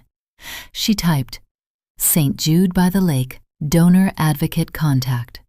The search results loaded with a soft electronic whir from the computer's cooling fan.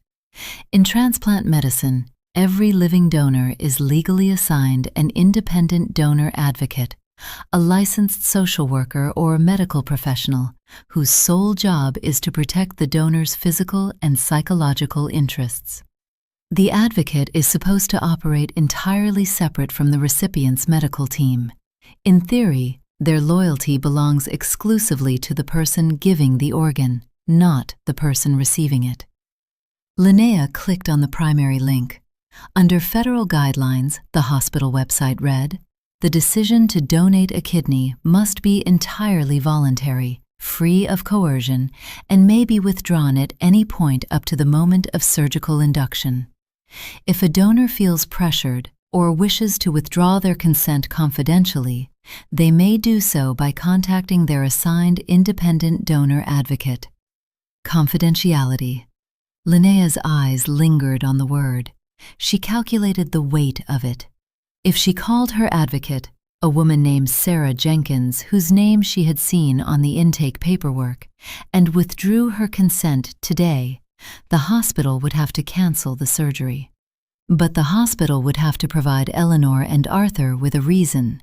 Even if the advocate claimed the cancellation was due to a clinical mismatch or a sudden physiological contraindication to protect Linnea from family retaliation, Eleanor would demand a second opinion. Arthur would hire independent specialists to review the lab work. They would trace the decision back to her within 48 hours. The pressure would become a physical force. They would corner her in the lake house, using every weapon in their arsenal: tears, guilt, the quiet, terrifying coldness of their disappointment, until she broke. She couldn't do it yet. The timing had to be precise. She needed to wait until the final pre-op clearance evaluation next week. That evaluation would take place in a private examination room at the Transplants Center, with only Linnea and the medical team present. If she withdrew her consent then, during the closed-door psychological screening, the hospital's ethics committee would be forced to halt the procedure immediately, and by then she would have her exit path fully prepared. "Are you done with the cart, Linnea?" A soft, hesitant voice broke her thoughts. Linnea didn't snap the laptop shut. She slowly lowered the screen by 30 degrees, obscuring the text, before looking up. Noah, a junior who worked as a library aide during third period, was standing by her table. He was holding a stack of returned biology textbooks, his knuckles red and raw from the cold morning air. He looked at her with the quiet, awkward deference most students showed her now. "I have 10 more minutes, Noah," Linnea said, her voice gentle but firm. "Oh, okay, no rush," Noah said, shifting the heavy textbooks to his other hip. I heard about Julian. My mom said they're doing the prep next week. I hope everything goes okay." "Thank you," Linnea said. She offered him a small, polite nod, the exact degree of social contact required to end the interaction without seeming rude. Noah hesitated, as if wanting to say more, but the flat, empty look in her eyes seemed to act as a barrier. He mumbled a quick goodbye and shuffled back toward the return desk, his sneakers squeaking softly on the linoleum. Linnea returned to the screen. She opened a second tab and typed, "Youth Legal Services, State Capitol." She found the website for the State Youth Law Center, a nonprofit legal clinic that provided free representation for minors seeking emancipation or housing advocacy. She clicked on their contact form.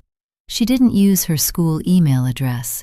She opened the encrypted, anonymous account she had created 3 days ago from her phone, an address that was nothing more than a random string of numbers and letters. In the message box, she wrote, I am 17 years old. My 18th birthday is November 12th. I am currently facing intense familial pressure to undergo a major medical procedure, organ donation, on October 1st. I wish to refuse consent, but my parents hold my medical power of attorney and have threatened legal and physical isolation if I do not comply. I have obtained my original birth certificate and Social Security card. I need to understand my legal rights regarding medical refusal as a minor and the immediate steps required to secure emergency housing once the procedure is halted. She read the paragraph twice, checking for any emotional language. She stripped out a sentence about her brother's cruise, replacing it with cold, factual details. She calculated her budget once more. $412. It wouldn't pay for a bus ticket to the state capitol and a month's rent. But the Youth Law Center's website mentioned emergency transitional housing grants for minors escaping medical or familial abuse. She pressed the send button. The screen flickered, a small green notification appearing at the top. Message sent. A representative will contact you within 24 business hours. Linnea closed both tabs, cleared the Chromebook's local browser cache, and logged out of her student account. She stood up, her limbs feeling slightly lighter now that the decision had been cast into the world. She slid her notebook into her backpack, next to the thick, sealed manila envelope containing her life's records. Through the library window, the rain had stopped, leaving the pine trees dripping with a quiet, steady beat. The fog was beginning to lift, revealing the dark, cold surface of the lake waiting beneath the gray sky. The school bus dropped Linnea off at the corner of the lake road at 3:15 p.m. By the time she walked the half-mile back to the Sterling estate, the fog had completely dissolved, replaced by a cold, sharp wind that swept across the water, making the pine needles on the driveway hiss like dry paper. She entered the house through the mudroom, her fingers executing the security code automatically, 0919. The system disarmed with its pleasant, short chime, and the heavy silence of the house settled over her once more. Neither Eleanor's car nor Arthur's SUV was in the garage. The house felt vacant, its high ceilings and polished surfaces reflecting nothing but the gray afternoon light. Linnea walked upstairs to her bedroom. She closed the door, locking it from the inside, a small privilege she had only recently started using. She set her heavy backpack on her desk, unzipped the main compartment, and carefully retrieved the thick, sealed manila envelope containing her transcripts. She slid it under her mattress, right next to the loose floorboard where her birth certificate and Social Security card lay. She sat on the edge of her bed, her knees drawn up to her chest. She pulled her cracked phone from her pocket and logged into the encrypted, anonymous email account she had checked in the library. A new message was waiting in the inbox. The sender was Judith Thorne, a staff attorney at the Youth Law Center. Dear Linnea, the email read, what you are describing is a serious situation. Under state law, any individual, including a minor, has the absolute right to refuse a non-therapeutic medical procedure. Organ donation is considered non-therapeutic because it does not benefit your own physical health. Even though your parents hold your medical power of attorney, they cannot legally force a surgeon to operate on you if you explicitly withhold your consent. When you attend the final pre-op clearance exam next Tuesday, the Transplant Center is legally required to interview you in private. This is called the psychosocial evaluation. If you tell the evaluator that you are being coerced or that you do not consent, the evaluation will be marked as a negative clearance. The hospital's ethics committee will immediately halt the transplant. However, you must be prepared for the immediate aftermath. Once the hospital cancels the procedure, they will notify your parents that you have been cleared as unsuitable. While the hospital will protect your confidentiality regarding the specific reason, your parents will likely suspect the truth very quickly. If you fear for your physical safety or severe psychological retaliation, we can arrange for an emergency advocate to meet you at the hospital and escort you to Harbor House, a transitional youth shelter in the capital, 80 miles away. Because you are within 90 days of your 18th birthday, the state's emergency shelter protocols will allow you to remain there without parental consent while we petition the court for an expedited emergency emancipation. Please let me know if you want us to initiate this protocol for next Tuesday. Linnea read the email 3 times. Her thumb hovered over the screen, the blue light reflecting in her dark eyes. Harbor House, 80 miles away. She began her internal calculation. Next Tuesday was September 22nd. The surgery was scheduled for October 1st. If she halted the procedure on the 22nd, she would have exactly 51 days to survive until her 18th birthday on November 12th. She looked around her room. It was a beautiful room, decorated in soft, muted grays and pinks. On her shelves sat expensive leather-bound journals she had never written in, a designer stereo system Arthur had bought her for Christmas 2 years ago to make up for canceling her birthday dinner, and rows of sweaters made of Italian cashmere. None of it belonged to her. It was all leased to her, dependent on her continued compliance with the family's needs. If she left with Judith Thorne on Tuesday, she could only take what would fit in her school backpack. If she packed a suitcase, Eleanor would notice it the moment she walked through the door.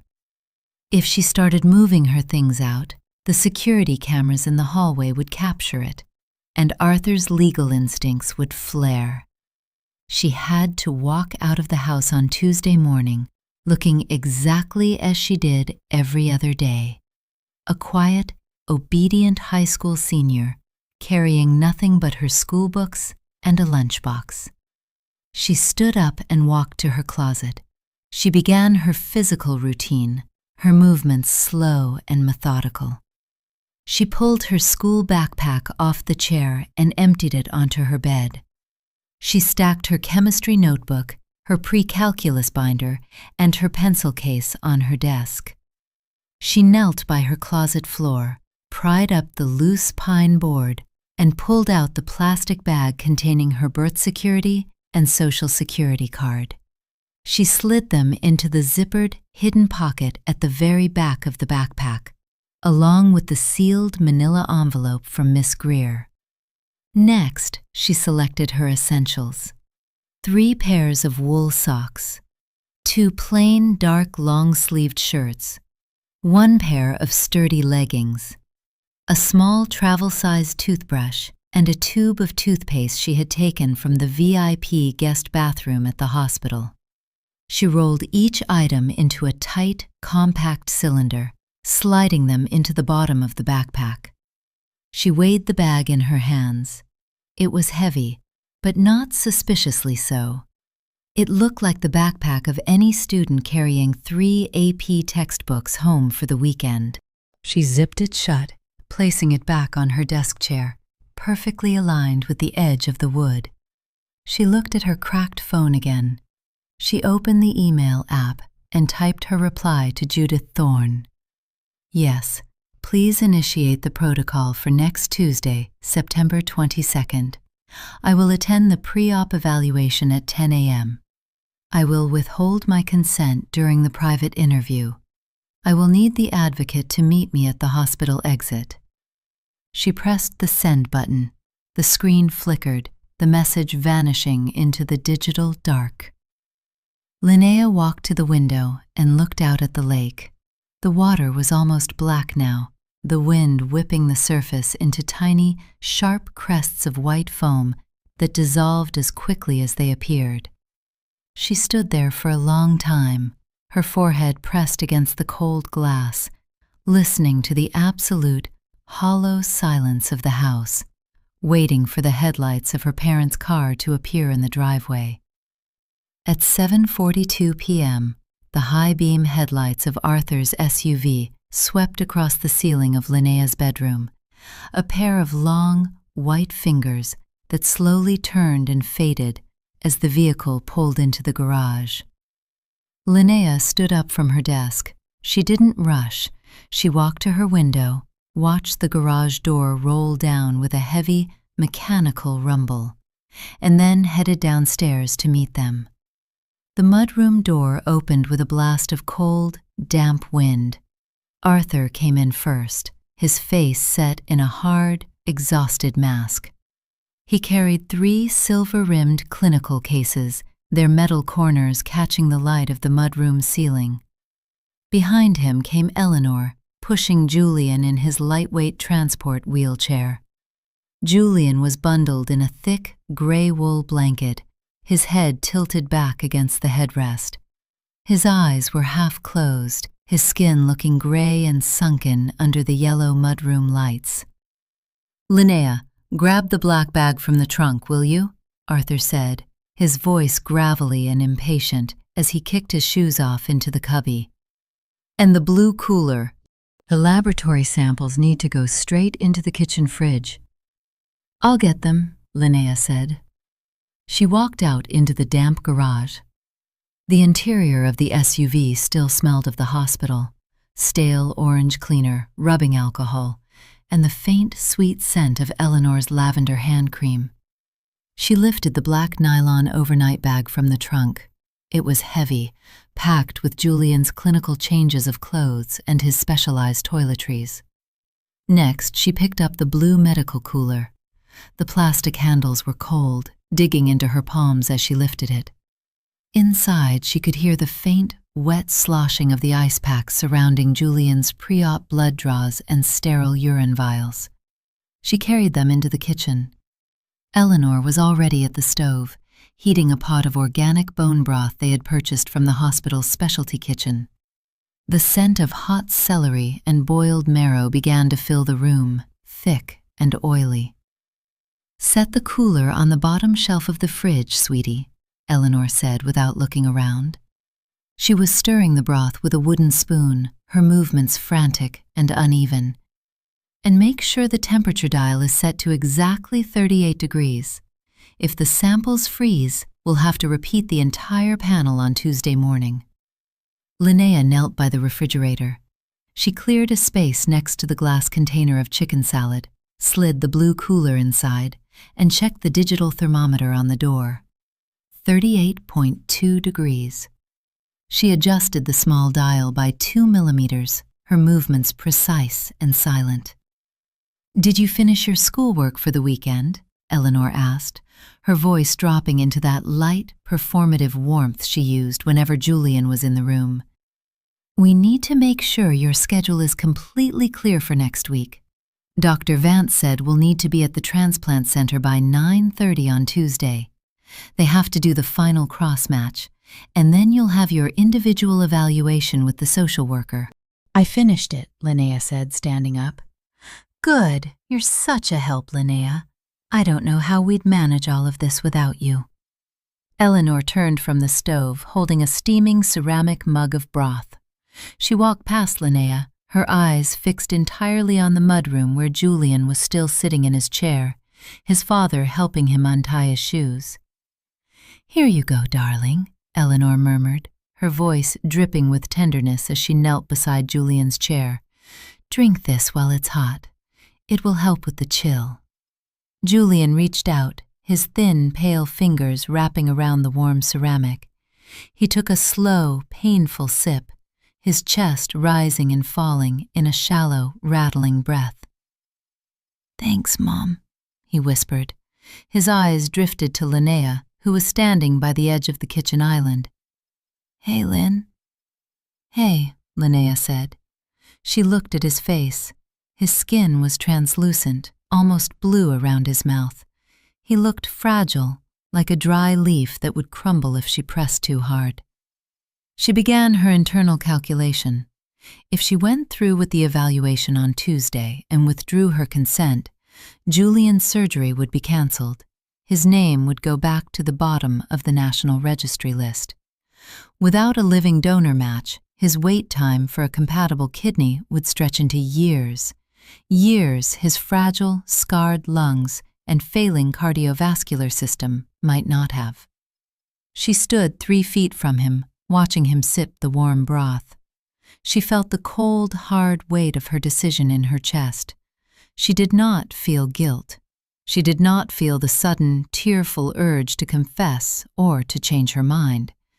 The energy required to feel guilt was a luxury she had discarded weeks ago, along with her old school folders and her hopes for her parents' approval. Every ounce of her metabolic reserve was now dedicated to one thing: her own survival. If she gave them her kidney, she would be bound to this house, to this family, and to their sterile, suffocating routine for the rest of her life. She would be their permanent medical backup, a spare tire kept in the trunk until the next blowout. To save him would mean destroying herself. "Linnea, sweetie," Eleanor said, rising from Julian's side and handing her his empty clinical coat. "Put this on a wooden hanger in the hall closet, will you? The wire ones ruin the shoulders of his jackets." Linnea took the coat. The fabric was soft, smelling faintly of the St. Jude VIP wing.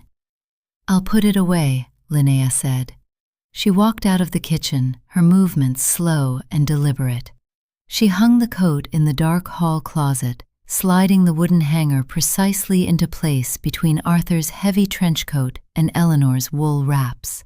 She stood in the dark of the closet for 3 seconds, listening to the quiet murmur of her family's voices from the kitchen, before closing the door with a soft, final click. On Saturday morning, the second-floor laundry room was filled with a thick, warm humidity that smelled of synthetic mountain lavender and heated metal.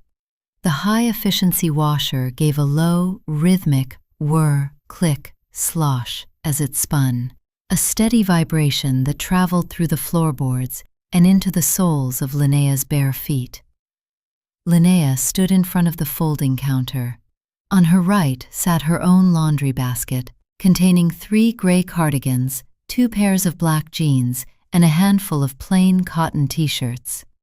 On her left sat a massive wicker hamper overflowing with Julian's clinical linens, the pale gray Egyptian cotton sheets from the hospital VIP wing, 3 white plush robes, and several special high-density microfiber towels designed for sensitive, post-treatment skin.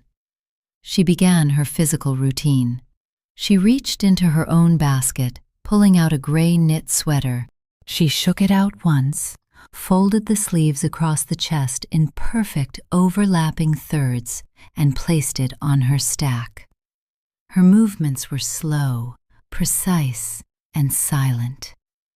The washer completed its cycle, the electronic chime singing a bright 5-note melody that cut through the humid air. Linnea opened the heavy glass door of the washing machine. Inside lay Julian's wet, heavy white clinical sheets, clumped together in a twisted, damp mass. Normally, Linnea's routine was automatic. She would untangle the sheets, shake them out to prevent wrinkling, transfer them to the dryer, and select the 90-minute sanitizing heat cycle that Eleanor insisted upon. She would then clean the lint trap, wipe down the rubber gasket of the washing machine, and log the completion in her mind. She looked at the wet, twisted sheets. She calculated the energy.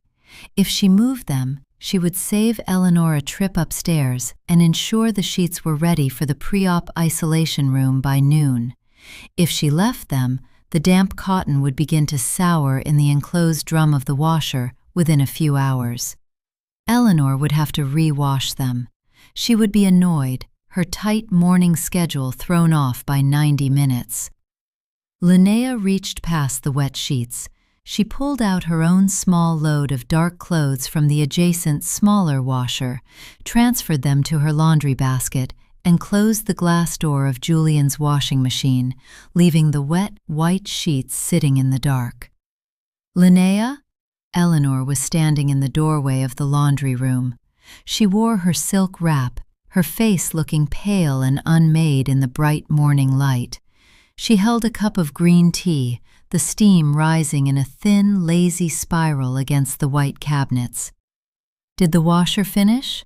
Eleanor asked, her eyes immediately drifting to the closed glass door of the machine containing Julian's sheets.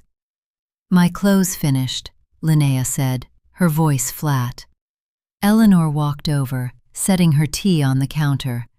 She pulled open the door of Julian's washer, her fingers immediately touching the cold, damp mass of white cotton.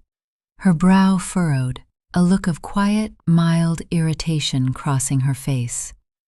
"Oh, sweetie," Eleanor said, her voice carrying that soft, wounded sigh. "Why didn't you put Julian's linens in the dryer?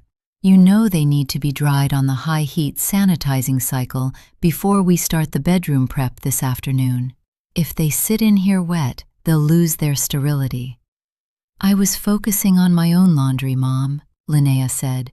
She continued folding a pair of her own black socks, rolling the tops over to form a neat, tight ball. Eleanor stared at her for a second, her tea mug hovering near her lips. There was a brief, uncomfortable silence in the room, broken only by the distant, rhythmic clunk-thump of Arthur's rowing machine from the home gym down the hall. "Well, yes, of course," Eleanor said, her tone shifting into that polite, strained register. "But it only takes a second to transfer them. We're all trying to coordinate our chores so nothing gets missed. Your father is managing the legal documents, and I'm handling the sterile room setup. We really need you to help keep the domestic side running smoothly." "I have to study for my pre-calculus exam on Monday," Linnea said, her voice remaining perfectly level, completely empty of any apologetic tone. Eleanor's smile was thin, barely a movement of her lips. "I understand, sweetie. Your education is very important, but Julian's health is a family effort. Once the transplant is behind us, we can all go back to our normal routines. But right now, we need to prioritize." She reached into the washer, her manicured fingers struggling to pull the heavy, wet sheets out of the drum. She dropped them into the dryer, her movements filled with a patient, martyred weariness that was clearly meant for Linnea to observe. "Could you at least clean the lint trap before you go back to your room?" Eleanor asked, her voice dropping into a soft, pleading note that felt heavily manipulative. "My hands are wet." Linnea looked at the lint trap.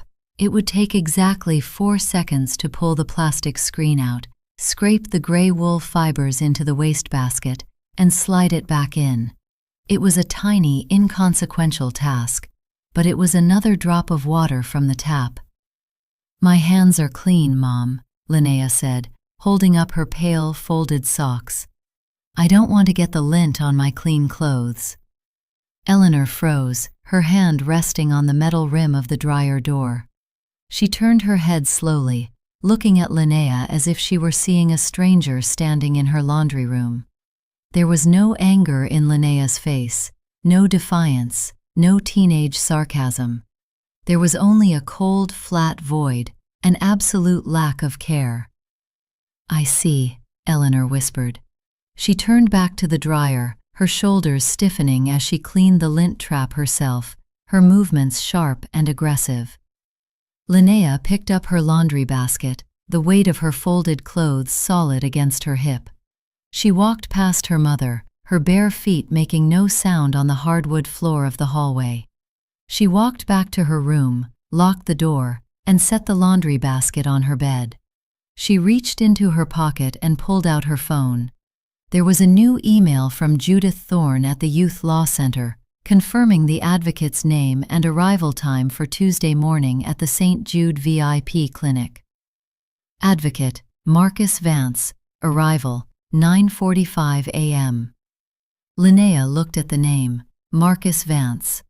No relation to Dr. Vance, the transplant surgeon, but the coincidence felt sharp, like a tiny needle of ice. She turned off her phone, slid it into her drawer, and began placing her folded gray sweaters back into her closet, her mind already calculating the exact number of hours left until Tuesday morning. 74 hours. The dining room on Sunday evening was too large for 3 people. The long, polished mahogany table, which could comfortably seat 12, had been set at only one end. Under the amber glow of the heavy crystal chandelier, the dark wood looked like a pool of stagnant water. Julian was not at the table. His bedroom had been designated a semi-sterile zone as of Saturday afternoon, and Eleanor had carried his dinner up to him on a plastic tray lined with sterile parchment paper. Linnea sat opposite Arthur. Between them sat a silver platter containing the remains of a roasted chicken, its skin dry and shriveled, surrounded by a few cold, rosemary-scented potatoes. Linnea began her physical routine. She used her fork and knife to cut a single roasted potato into 4 identical, neat quarters. She ate one piece, chewed it slowly, and then laid her fork and knife parallel across the upper right quadrant of her plate, their metal handles reflecting the chandelier's light. Arthur was scrolling through his phone with his left hand while cutting his chicken with his right. The rhythmic, sharp screech of his silver knife scraping against the porcelain plate was the only sound in the room, save for the slow, heavy ticking of the grandfather clock in the foyer. Eleanor entered from the kitchen, her face carrying the tight, bright flush of someone who had spent the last 3 hours sanitizing doorknobs and wiping down light switches with isopropyl alcohol. She slid into her seat next to Arthur, her silk wrap rustling. "Julian's appetite is back a bit," Eleanor said, her voice thin but carrying a forced note of triumph. "He ate almost half the breast meat. Dr. Vance said the pre-op nutritional loading is crucial. We need his albumin levels as high as possible before Tuesday." "Good," Arthur said, not looking up from his screen. "I've reviewed the notary schedule for tomorrow night. I have Mr. Sterling, no relation, coming from the firm at 7. He'll bring the medical guardianship and temporary custody authorization forms." Linnea paused, her hand hovering an inch above her napkin. "Custody authorization?" Eleanor asked, her wine glass stopping halfway to her lips. "Yes," Arthur said, finally locking his phone and setting it face down on the table. "Since you and Julian will be on the cruise starting October 24th, and I'll be traveling to Tokyo for the firm's quarterly audit during the 2nd week of her recovery, we need to legally delegate Linnea's post-operative medical decisions to the visiting nurse service. If her incision gets infected, or if she has a secondary hemorrhage while we're both away, the agency needs the legal power of attorney to authorize emergency treatment at St. Jude." Eleanor nodded, taking a slow sip of her Pinot Noir. "Of course, that's very sensible, Arthur. I hadn't even thought about the Tokyo trip overlap. We certainly can't have any administrative delays if she has a complication." They spoke about her recovery as if they were planning the storage of an unused piece of machinery. They discussed her blood, her incision, her potential secondary hemorrhage, all while she sat 3 feet away, her fork resting on her plate. Linnea calculated the timeline. Tomorrow was Monday. The notary was coming at 7 p.m. If she refused to sign the documents, Arthur's legal instincts would flare instantly. He would analyze her refusal, not as a teenage tantrum, but as a potential breach of contract. He would postpone the Tuesday clearance, launch an investigation into her accounts, and lock down the house. But if she signed? A minor's signature on a medical power of attorney document was legally subordinate to her parents' authority anyway. It was merely a administrative formality Arthur used to keep his files neat. Signing it would cost her 0 physical energy, and it would maintain the illusion of her absolute, brainless obedience for another 24 hours. "Linnea," Arthur said, his eyes finally shifting to her. You'll need to be in the study tomorrow night at 7. Make sure you have your student ID with you. The notary needs a photo verification to seal the dependency riders." "I'll be there, Dad," Linnea said. Her voice was quiet, smooth, and entirely cooperative. "Good girl," Eleanor murmured, reaching over to pat Linnea's hand. Her skin was dry, smelling of alcohol wipes and lavender. "It's just a formality, sweetie. It's to make sure you're completely safe and cared for while we're helping Julian recover. We've thought of everything. We've thought of everything." Linnea looked at her mother's polished face, at the small pearl earrings that caught the light, at the soft, neat fold of her silk wrap. They truly believed they were excellent parents. They believed that organizing a private nurse and a medical power of attorney for her recovery while they sailed the Caribbean was an act of profound, responsible love. They were cruel out of habit, out of convenience, out of an absolute inability to see her as anything other than a biological resource designed to sustain their favored child. "I'm going to go study now," Linnea said, standing up. "Did you finish your chicken, sweetie?" Eleanor asked, squinting at Linnea's plate, where 3/4 of the breast meat and 3 neat squares of potato remained untouched. "You really need to keep your strength up. Your blood volume needs to be high for Tuesday." "I'm full," Linnea said. She picked up her plate, carried it to the kitchen, and set it on the marble counter. She stood by the sink for a moment, her eyes fixed on the small glass window of the oven, which reflected her pale, narrow face in the dark kitchen. Tomorrow night, she would sign their papers. On Tuesday morning, she would walk out of the house. The countdown was down to 36 hours. She turned off the kitchen light, leaving her parents sitting in the warm, amber glow of the dining room, their silver knives scraping quietly against the porcelain plates in the dark. At 6:55 p.m. on Monday, the rain had returned, tapping against the high glass clerestory windows of Arthur's study with a soft, persistent hiss. Inside, the only light came from the green-shaded banker's lamp on the mahogany desk, casting long emerald shadows across the leather-bound books and the heavy silver notary stamp. Mr. Sterling, a thin, balding paralegal from Arthur's firm who smelled of wet wool and wintergreen lozenges, was setting out his blue stamp pads and legal ledgers. He didn't look up when Linnea entered, merely clearing his throat with a dry, papery rattle. "Linnea, sit here," Arthur said, indicating the leather armchair opposite him. He was standing by the window, his suit jacket off, his shirt sleeves rolled up to his forearms. Eleanor sat in the adjacent chair, her hands clasped tightly over her designer handbag.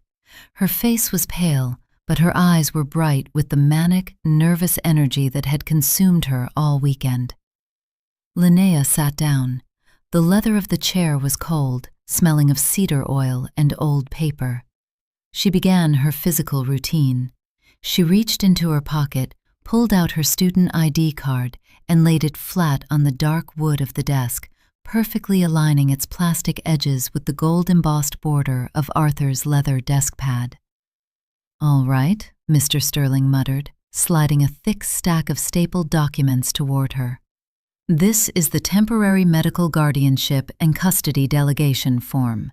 Because the donor is a minor and the primary guardians will be outside the jurisdiction of local medical facilities during the post-operative recovery window, this document delegates emergency medical authorization to the Sterling Home Health Agency, specifically Nurse Elena Vance."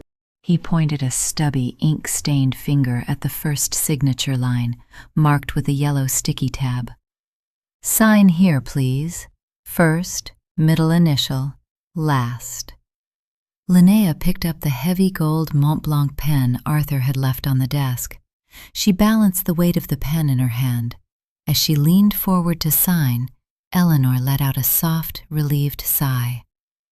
"It really is such a weight off my mind to get this finalized," Eleanor said to the notary, her voice carrying that light, conversational chime she used to mask any unpleasantness. With the house remodel starting on the 15th, I was so worried about the logistics of Linnea's recovery. Linnea's pen hovered a millimeter above the signature line. She didn't look up, but her fingers tightened slightly around the gold barrel of the pen. "The remodel?" Mr. Sterling asked politely, stamping a page in his ledger with a wet thunk-clunk. "Oh, yes," Eleanor said, leaning forward, her silk wrap rustling. "We've hired a contractor to swap Julian's room with Linnea's while we're on the cruise. Julian's current room is far too small for his post-op physical therapy equipment, and the air filtration system requires a larger square footage to run efficiently. Linnea's room has the ensuite bath and the double closets, which is perfect for storing his clinical supplies." She turned her face toward Linnea, her expression warm, pleasant, and completely devoid of doubt. "We're having the movers come on Wednesday morning, sweetie, while you're in the hospital. They'll pack up your clothes and put them in the basement storage locker for now. Then, once you're discharged on Thursday, the private nurse will set you up on the pull-out queen bed in your father's old study down the hall. It's so much cozier, and it has that beautiful view of the garden." They were packing up her room on Wednesday morning, while she was in the hospital recovering from having her kidney removed. They had already hired the contractors. They had already arranged the movers. They had literally erased her bedroom, her personal space, her singular sanctuary in this massive, sterile house, before she had even gone under the anesthesia. They hadn't asked. They hadn't even thought to mention it until the notary was sitting in the room, because to them, her space, like her body, was merely a household asset to be redistributed for Julian's convenience. Linnea stared at the yellow sticky tab on the paper. She calculated the energy. A single tear, a scream, a flat refusal to sign. All of it would require her to expend precious metabolic reserve. It would trigger an immediate defensive lecture from Eleanor about space efficiency and Julian's survival. It would make Arthur suspicious, his sharp legal mind parsing her rebellion as a threat to the Tuesday timeline. If she remained silent, if she signed, they would believe they had won. They would go to bed tonight wrapped in the warm, smug comfort of their own absolute superiority, completely unaware that the floor beneath their feet had already been hollowed out. She chose silence. She lowered the gold pen to the paper. With a steady, unhurried hand, she wrote her signature, Linnea V. Sterling. The ink was black, smooth, and dried instantly on the heavy bond paper. "Excellent," Mr. Sterling murmured, sliding the page away and replacing it with another. "Now the dependency waiver for the firm's insurance rider." Linnea signed the second page, and the third, and the fourth. Each stroke of her pen was perfect, the lines sharp and clean. With each signature, she was signing away their hold over her. She was letting them pack up her room. She was letting them plan her recovery on a pull-out couch in a dark study. She was letting them believe she was their quiet, obedient, self-sacrificing resource. Because in exactly 15 hours, she would walk into the St. Jude VIP clinic, and she would never, ever come back. Mr. Sterling gathered the signed papers, aligning their edges with a series of sharp, rhythmic taps against the mahogany desk. He picked up his silver crimping tool, positioned it over the gold notary seal, and squeezed. Clunksh! The sound of the seal embossing the paper was heavy, dry, and final. "All set, Arthur," Mr. Sterling said, sliding his ledger into his briefcase. "Everything is legally locked." Arthur nodded, a rare, relaxed smile appearing on his face. "Thank you, Sterling. I appreciate you coming out in the rain." Eleanor rose from her chair, her hand reaching out to pat Linnea's shoulder. Her fingers felt cold through the thin gray fabric of the cardigan. "Thank you, sweetie. You've been so wonderful tonight. I'll go check on Julian's evening vitals, and then we should all get some rest. Tomorrow is a very big day." "Yes," Linnea said, her voice dropping into the quiet dark of the study like a stone into water. "Tomorrow is a very big day." At 11:45 p.m. on Monday night, the lake house was wrapped in an absolute suffocating darkness. The rain had slowed to a miserable, cold drizzle, the water dripping from the pine branches and hitting the metal gutters in a slow, rhythmic plink, plink, plink. Linnea sat on the floor of her closet. She didn't turn on her flashlight. Her eyes had fully adjusted to the shadows, and she could see the pale gray outline of her rubber riding boots and the neat stacks of out-of-season sweaters she would never wear again. She reached out and touched her canvas backpack, which sat in the corner. Her fingers traced the rough nylon zipper teeth, then moved down to feel the thick, rigid shape of the sealed manila envelope containing her transcripts, tucked securely inside next to her birth certificate and social security card. This was everything she owned now. A single backpack weighing less than 15 pounds. She stood up slowly, her knees making a faint, dry popping sound in the quiet room. She walked to her desk, her bare feet pressing into the plush carpet, and sat down on the edge of her chair. On her nightstand, her cracked phone illuminated once with a faint blue glare. It was a text from Eleanor. "I left the pre-op sample cup on the console in the mudroom. Please remember, first morning void. We need to hand it to the intake desk at St. Jude by 9:45. Get some rest, sweetie." Linnea stared at the text. Even in her sleep, even in her quiet hours of the night, Eleanor's mind was a clinical spreadsheet, tracking Linnea's bodily functions, her fluids, her schedule, all to ensure the smooth transfer of her kidney into Julian's body. Linnea stood up, walked to her bedroom door, and turned the brass lock. It clicked open with a tiny, sharp sound that seemed to echo in the dark hallway. She walked down the stairs, her feet finding the exact spots on each oak step that wouldn't creak.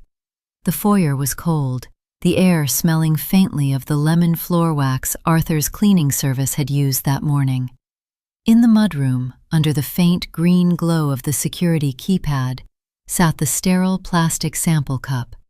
It was wrapped in a clear plastic bag with a pre-printed white label bearing her name in block letters.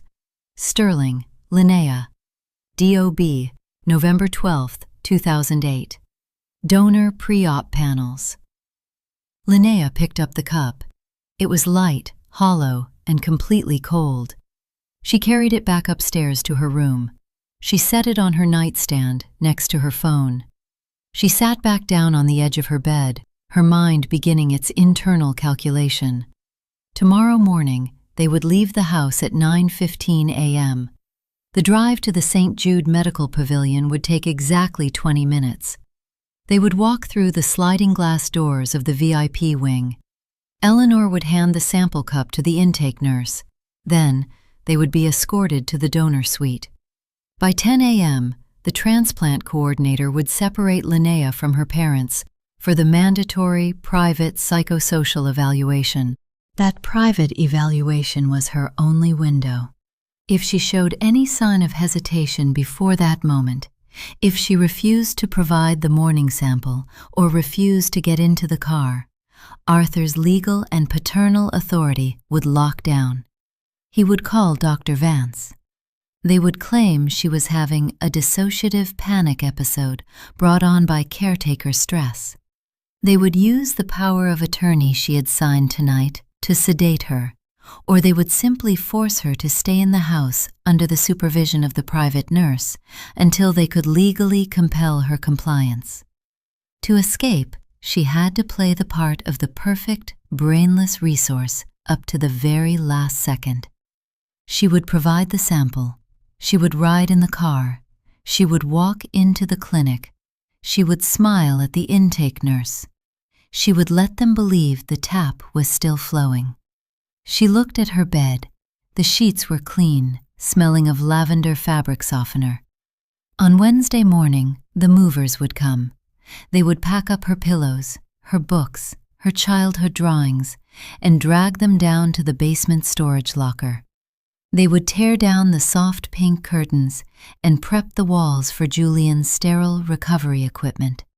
By the time the contractors began hammering into the drywall of her room, she would be 80 miles away, sitting in a small, plain room at Harbor House, her legal advocate by her side. She pulled her gray cardigan tightly around her shoulders, tucking her hands into her sleeves. She didn't get under the covers. She didn't want to sleep. She wanted to feel the coldness of the room, the hardness of the desk chair, the steady, patient ticking of the clock. She wanted to remember exactly how it felt to be treated like a ghost, so that when she finally stepped out of their shadow tomorrow morning, she would never look back. At 8:30 a.m. on Tuesday, the morning light was thin and watery, filtering through the high pine trees and casting long, cold stripes of gray across the kitchen floor. Linnea stood by the kitchen island, wearing her dark gray hoodie, black jeans, and her sturdiest walking sneakers. On the marble counter sat the sterile plastic cup, filled and tightly capped, sealed inside its clear biohazard bag. Eleanor was already hovering by the door, wearing a sharp, tailored wool coat and her pearls. Her hair was perfectly styled, but a small smudge of white plaster dust on her sleeve showed she had spent the early morning supervising the contractors who were measuring Linnea's bedroom for Wednesday's remodel. "Do you have the sample, sweetie?" Eleanor asked, her voice carrying a nervous, vibrating edge. "We need to go. Your father is already in the car, and the transport nurse said Julian's pre-op vitals are slightly elevated this morning. We can't afford to be late." "I have it," Linnea said. She picked up the plastic bag. The cup inside was warm. She placed it into the side pocket of her canvas backpack next to her water bottle and pulled the zipper shut. The weight of the backpack on her shoulders felt solid, like a shield. She walked out to the garage, stepping into the back seat of the hybrid SUV. Julian was already in the front passenger seat, his head resting against a small travel pillow, his breathing shallow and rapid. Arthur sat behind the wheel, his jaw clenched, his hands gripping the leather steering wheel with white-knuckled intensity. The garage door rolled up, and the vehicle backed down the gravel driveway, leaving the massive, dark lake house behind in the morning fog. No one spoke during the 20-minute drive. The only sound was the rhythmic, dry clack-clack of the windshield wipers clearing the light mist from the glass, and the occasional, soft rattle of Julian's breath. When the SUV pulled into the private underground parking deck of the St. Jude Medical Pavilion, the transition was seamless. The VIP entrance was marked by thick glass sliding doors and a brass sign that read, "The Vance Transplant Wing." They walked inside, their footsteps echoing softly on the polished terrazzo floors. The air was warm, smelling of hospital-grade lavender disinfectant, ozone, and hot coffee from the staff lounge. At the private reception desk, Nurse Kelly looked up, her expression turning into a bright, professional smile of welcome. "The Sterling family," she said, tapping her screen. "Dr. Vance is already in exam room A with the surgical coordinator. Julian, we'll have you go straight in there with your parents." She turned her eyes to Linnea, her smile softening into that careful, protective look she always gave the donor.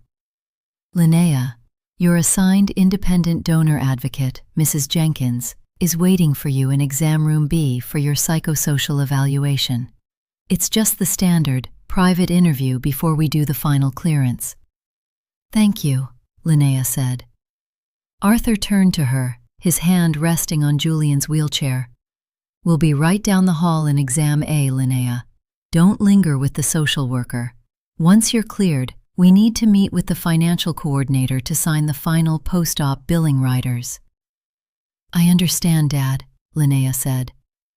Eleanor reached into her pocket and pulled out a small green foil-wrapped peppermint, pressing it into Linnea's palm. "Here, sweetie. Your mouth always gets so dry during these interviews. We'll see you in 20 minutes. Linnea looked down at the small green foil square in her hand. "We'll see you in 20 minutes. She calculated the absolute, staggering depth of their ignorance. They had already scheduled the movers for tomorrow morning. They had already booked the cruise. They had signed the notary documents. They had built their entire future on the assumption that her body was their property, and she was simply a quiet, obedient vessel waiting to be emptied. This was the last time they would ever see her as their resource. "I'll see you," Linnea said.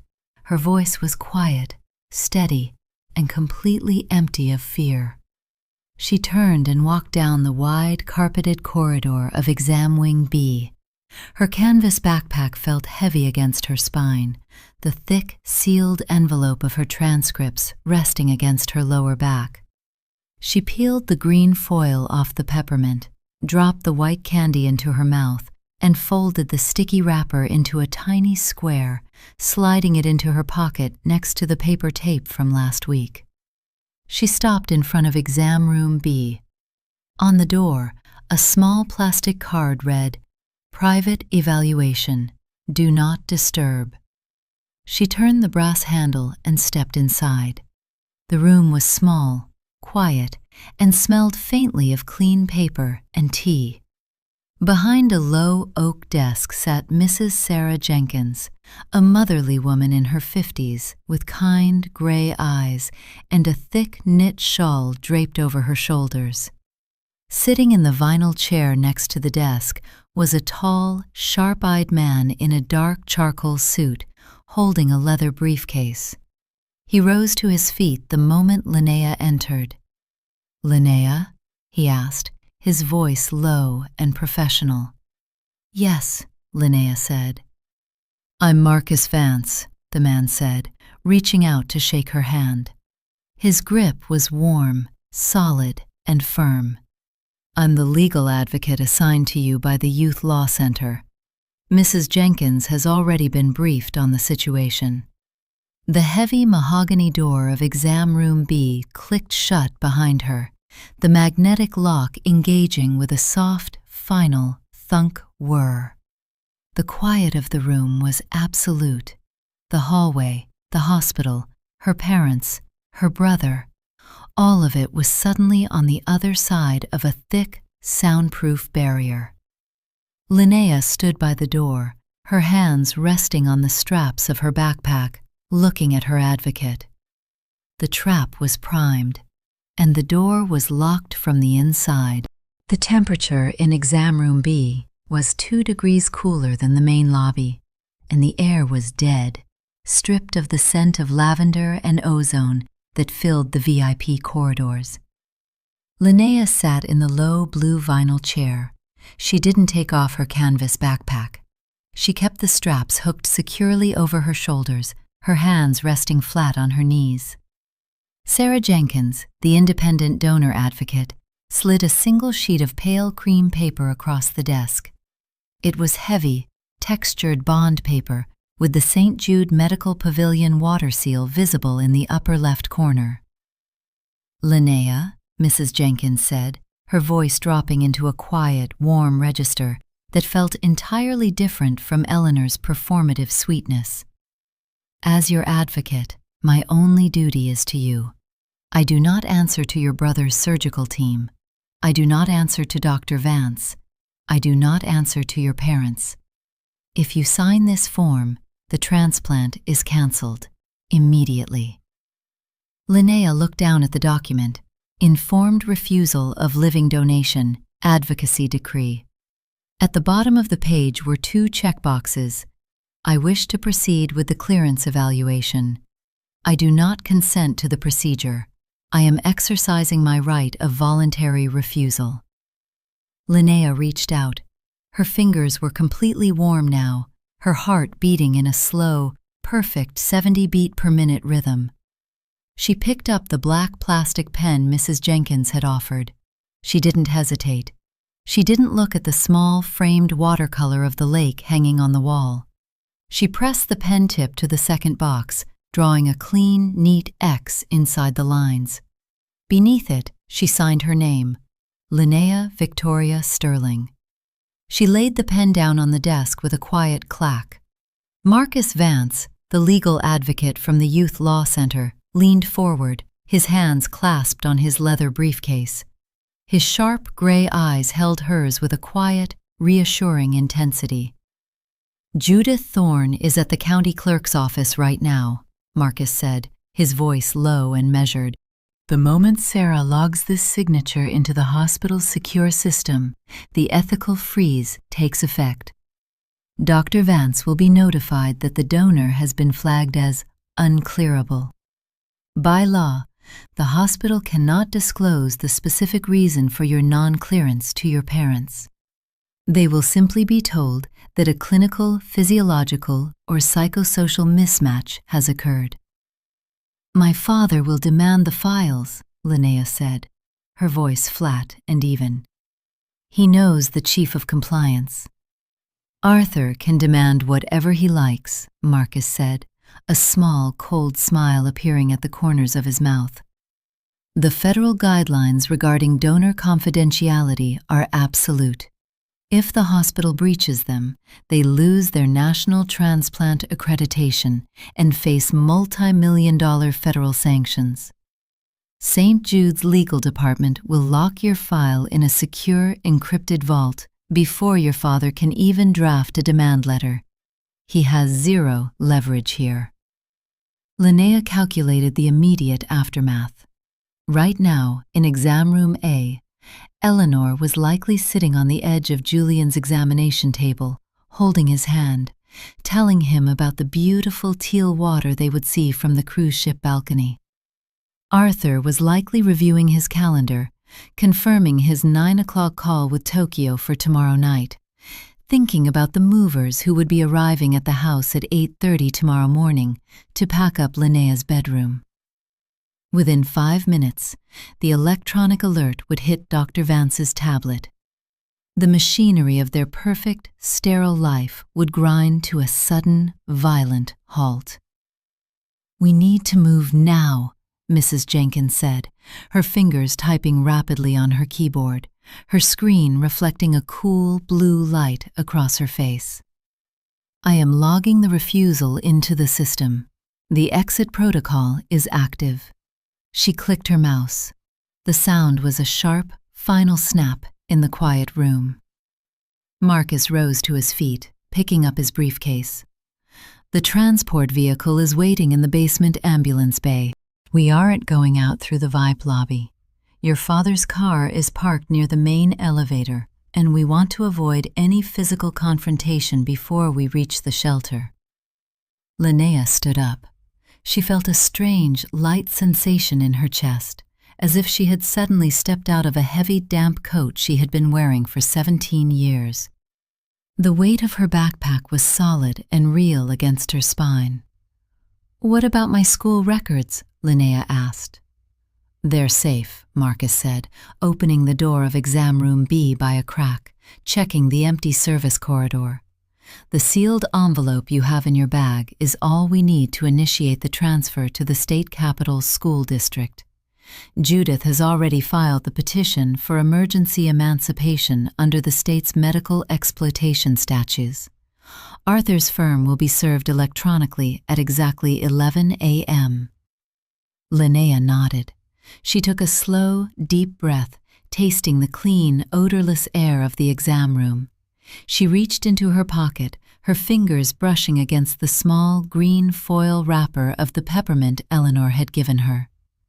She left the wrapper on the edge of the desk, next to the empty plastic sample cup she had brought from the house. She turned to Mrs. Jenkins.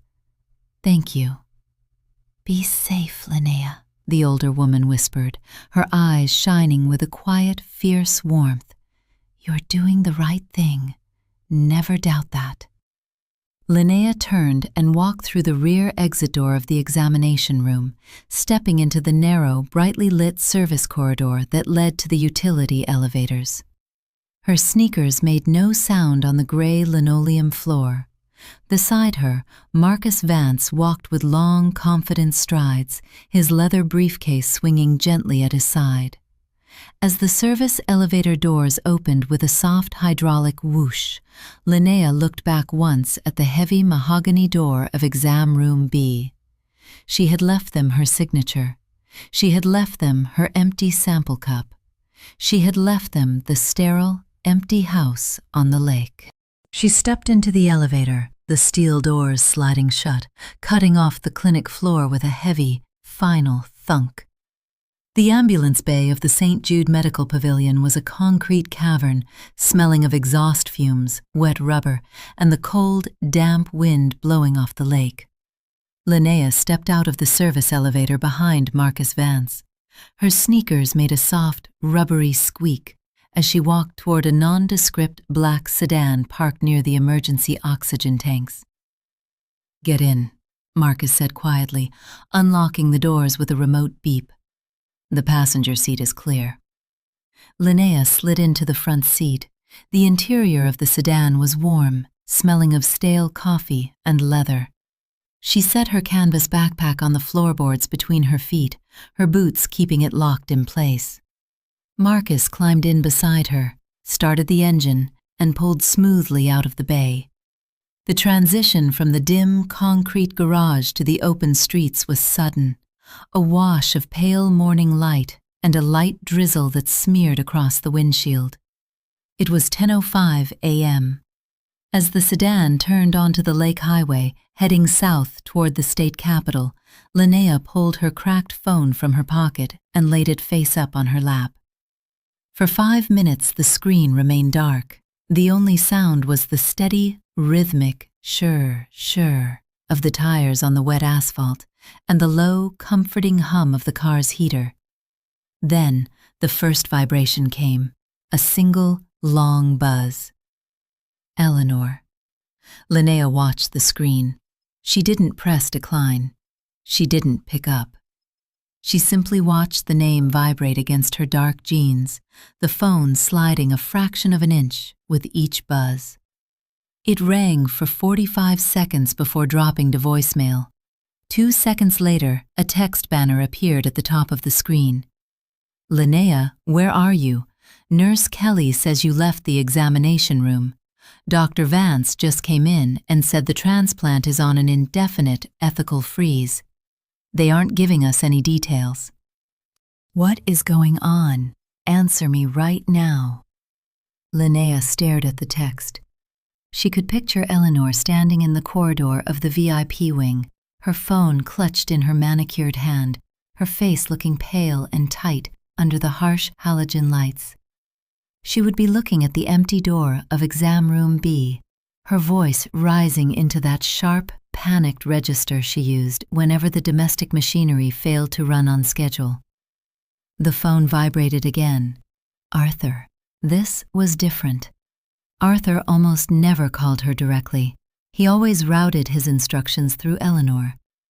Linnea watched his name flash on the cracked screen. Incoming call, Arthur. The call rang out. Then came the texts, appearing in rapid, frantic succession, the banners overlapping and pushing each other off the screen.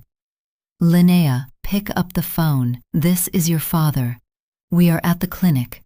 The administrative board has locked your file. Dr. Vance says they cannot proceed with the surgery because of a lack of voluntary donor clearance." What did you say to the social worker?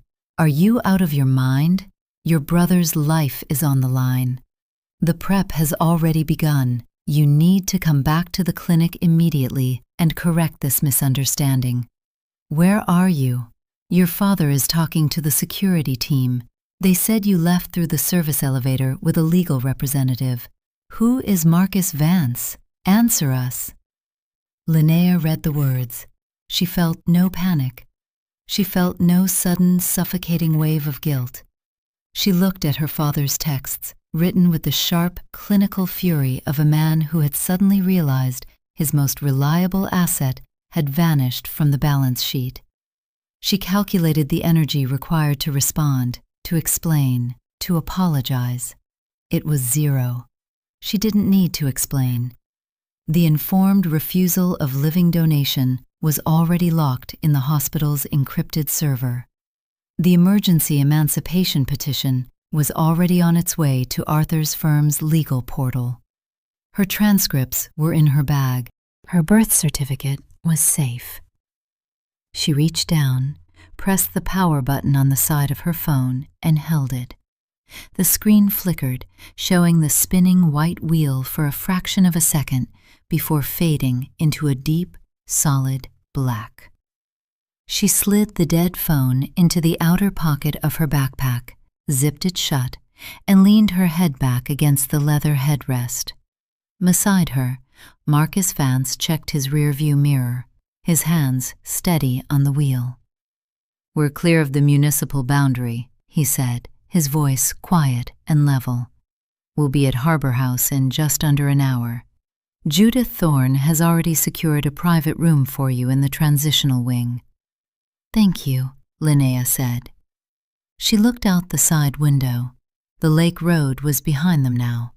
The dark, cold waters of the lake, where she had spent her childhood, had disappeared, replaced by the wide, gray expanse of the interstate highway, stretching out into the misty hills of the capital. The wind blew a sudden, heavy spray of rain against the glass, the droplets running in long, horizontal lines across her vision before being swept away by the wind. She closed her eyes, listening to the steady, rhythmic hum of the tires against the wet pavement, carrying her further and further away into the quiet, beautiful dark of her own life. At 1:15 p.m., the silver Mercedes-Benz pulled into the long, winding driveway of the Sterling estate. The rain had stopped, leaving the surrounding pines dripping with a slow, heavy rhythm that sounded like claws tapping against the cedar roof. Arthur stepped out of the driver's seat. He didn't lock the doors.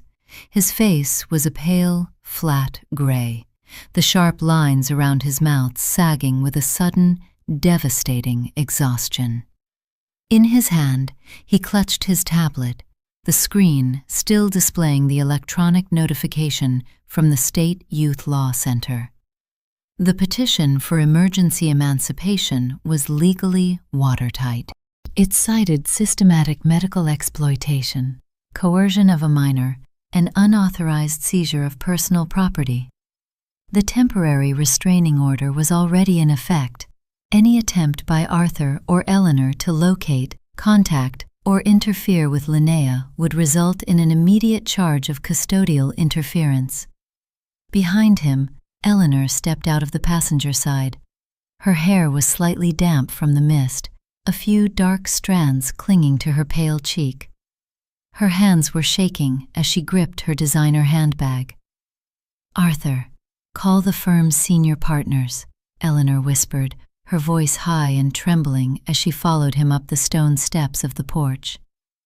"Call the chief of police. They can't just let her walk out of a medical facility with a stranger. Julian's surgery is in 9 days. The prep is already active. If we don't get her back, the entire laboratory sequence is ruined." Arthur didn't answer. He inserted the brass key into the front door lock, turned it, and stepped into the silent foyer. "Arthur!" Eleanor cried, her voice echoing off the high, cedar-paneled ceiling. "Do something!" "There is nothing to do, Eleanor," Arthur said, his voice flat, dry, and completely empty of its usual boardroom authority. The donor advocate filed a non-clearance under the Federal Ethical Protection Act. The moment she signed that refusal, the hospital's legal department sealed her file. No judge in this state will issue a warrant to compel a minor to undergo a non-therapeutic organ extraction. The transplant is dead. "No," Eleanor whispered, her hand flying to her collarbone, her pearls cold against her skin. No, that's impossible. She wouldn't do this to her brother. She's always been the strong one, the obedient one. She turned and ran up the floating staircase, her expensive leather flats striking the wood with a frantic, hollow thud, thud, thud. "Linnea!" she screamed, her voice cracking as she reached the second-floor landing. "Linnea, stop this childish nonsense and come out."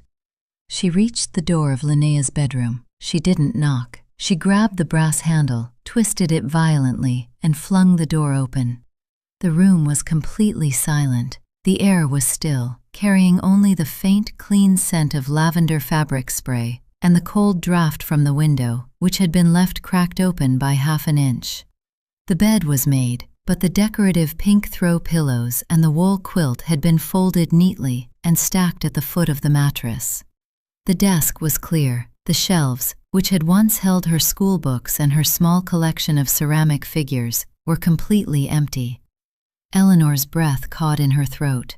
She walked slowly into the center of the room, her eyes darting to the closet. The heavy sliding doors were open. Inside, the hangers hung in a neat silver row, empty and swaying slightly in the draft. There was no mess. There were no clothes scattered on the floor, no drawers left pulled out in a frantic teenage rush.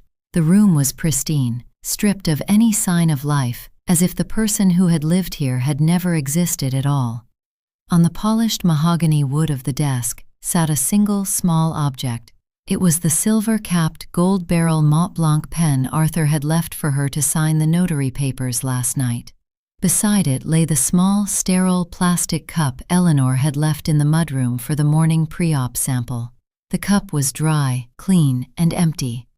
Eleanor walked to the desk, her fingers trembling as she reached out to touch the plastic rim of the cup. Beside it, she noticed the loose pine board of the closet floor was slightly misaligned. She knelt on the plush carpet, her silk wrap catching on the fiber, and pulled the board up with both hands.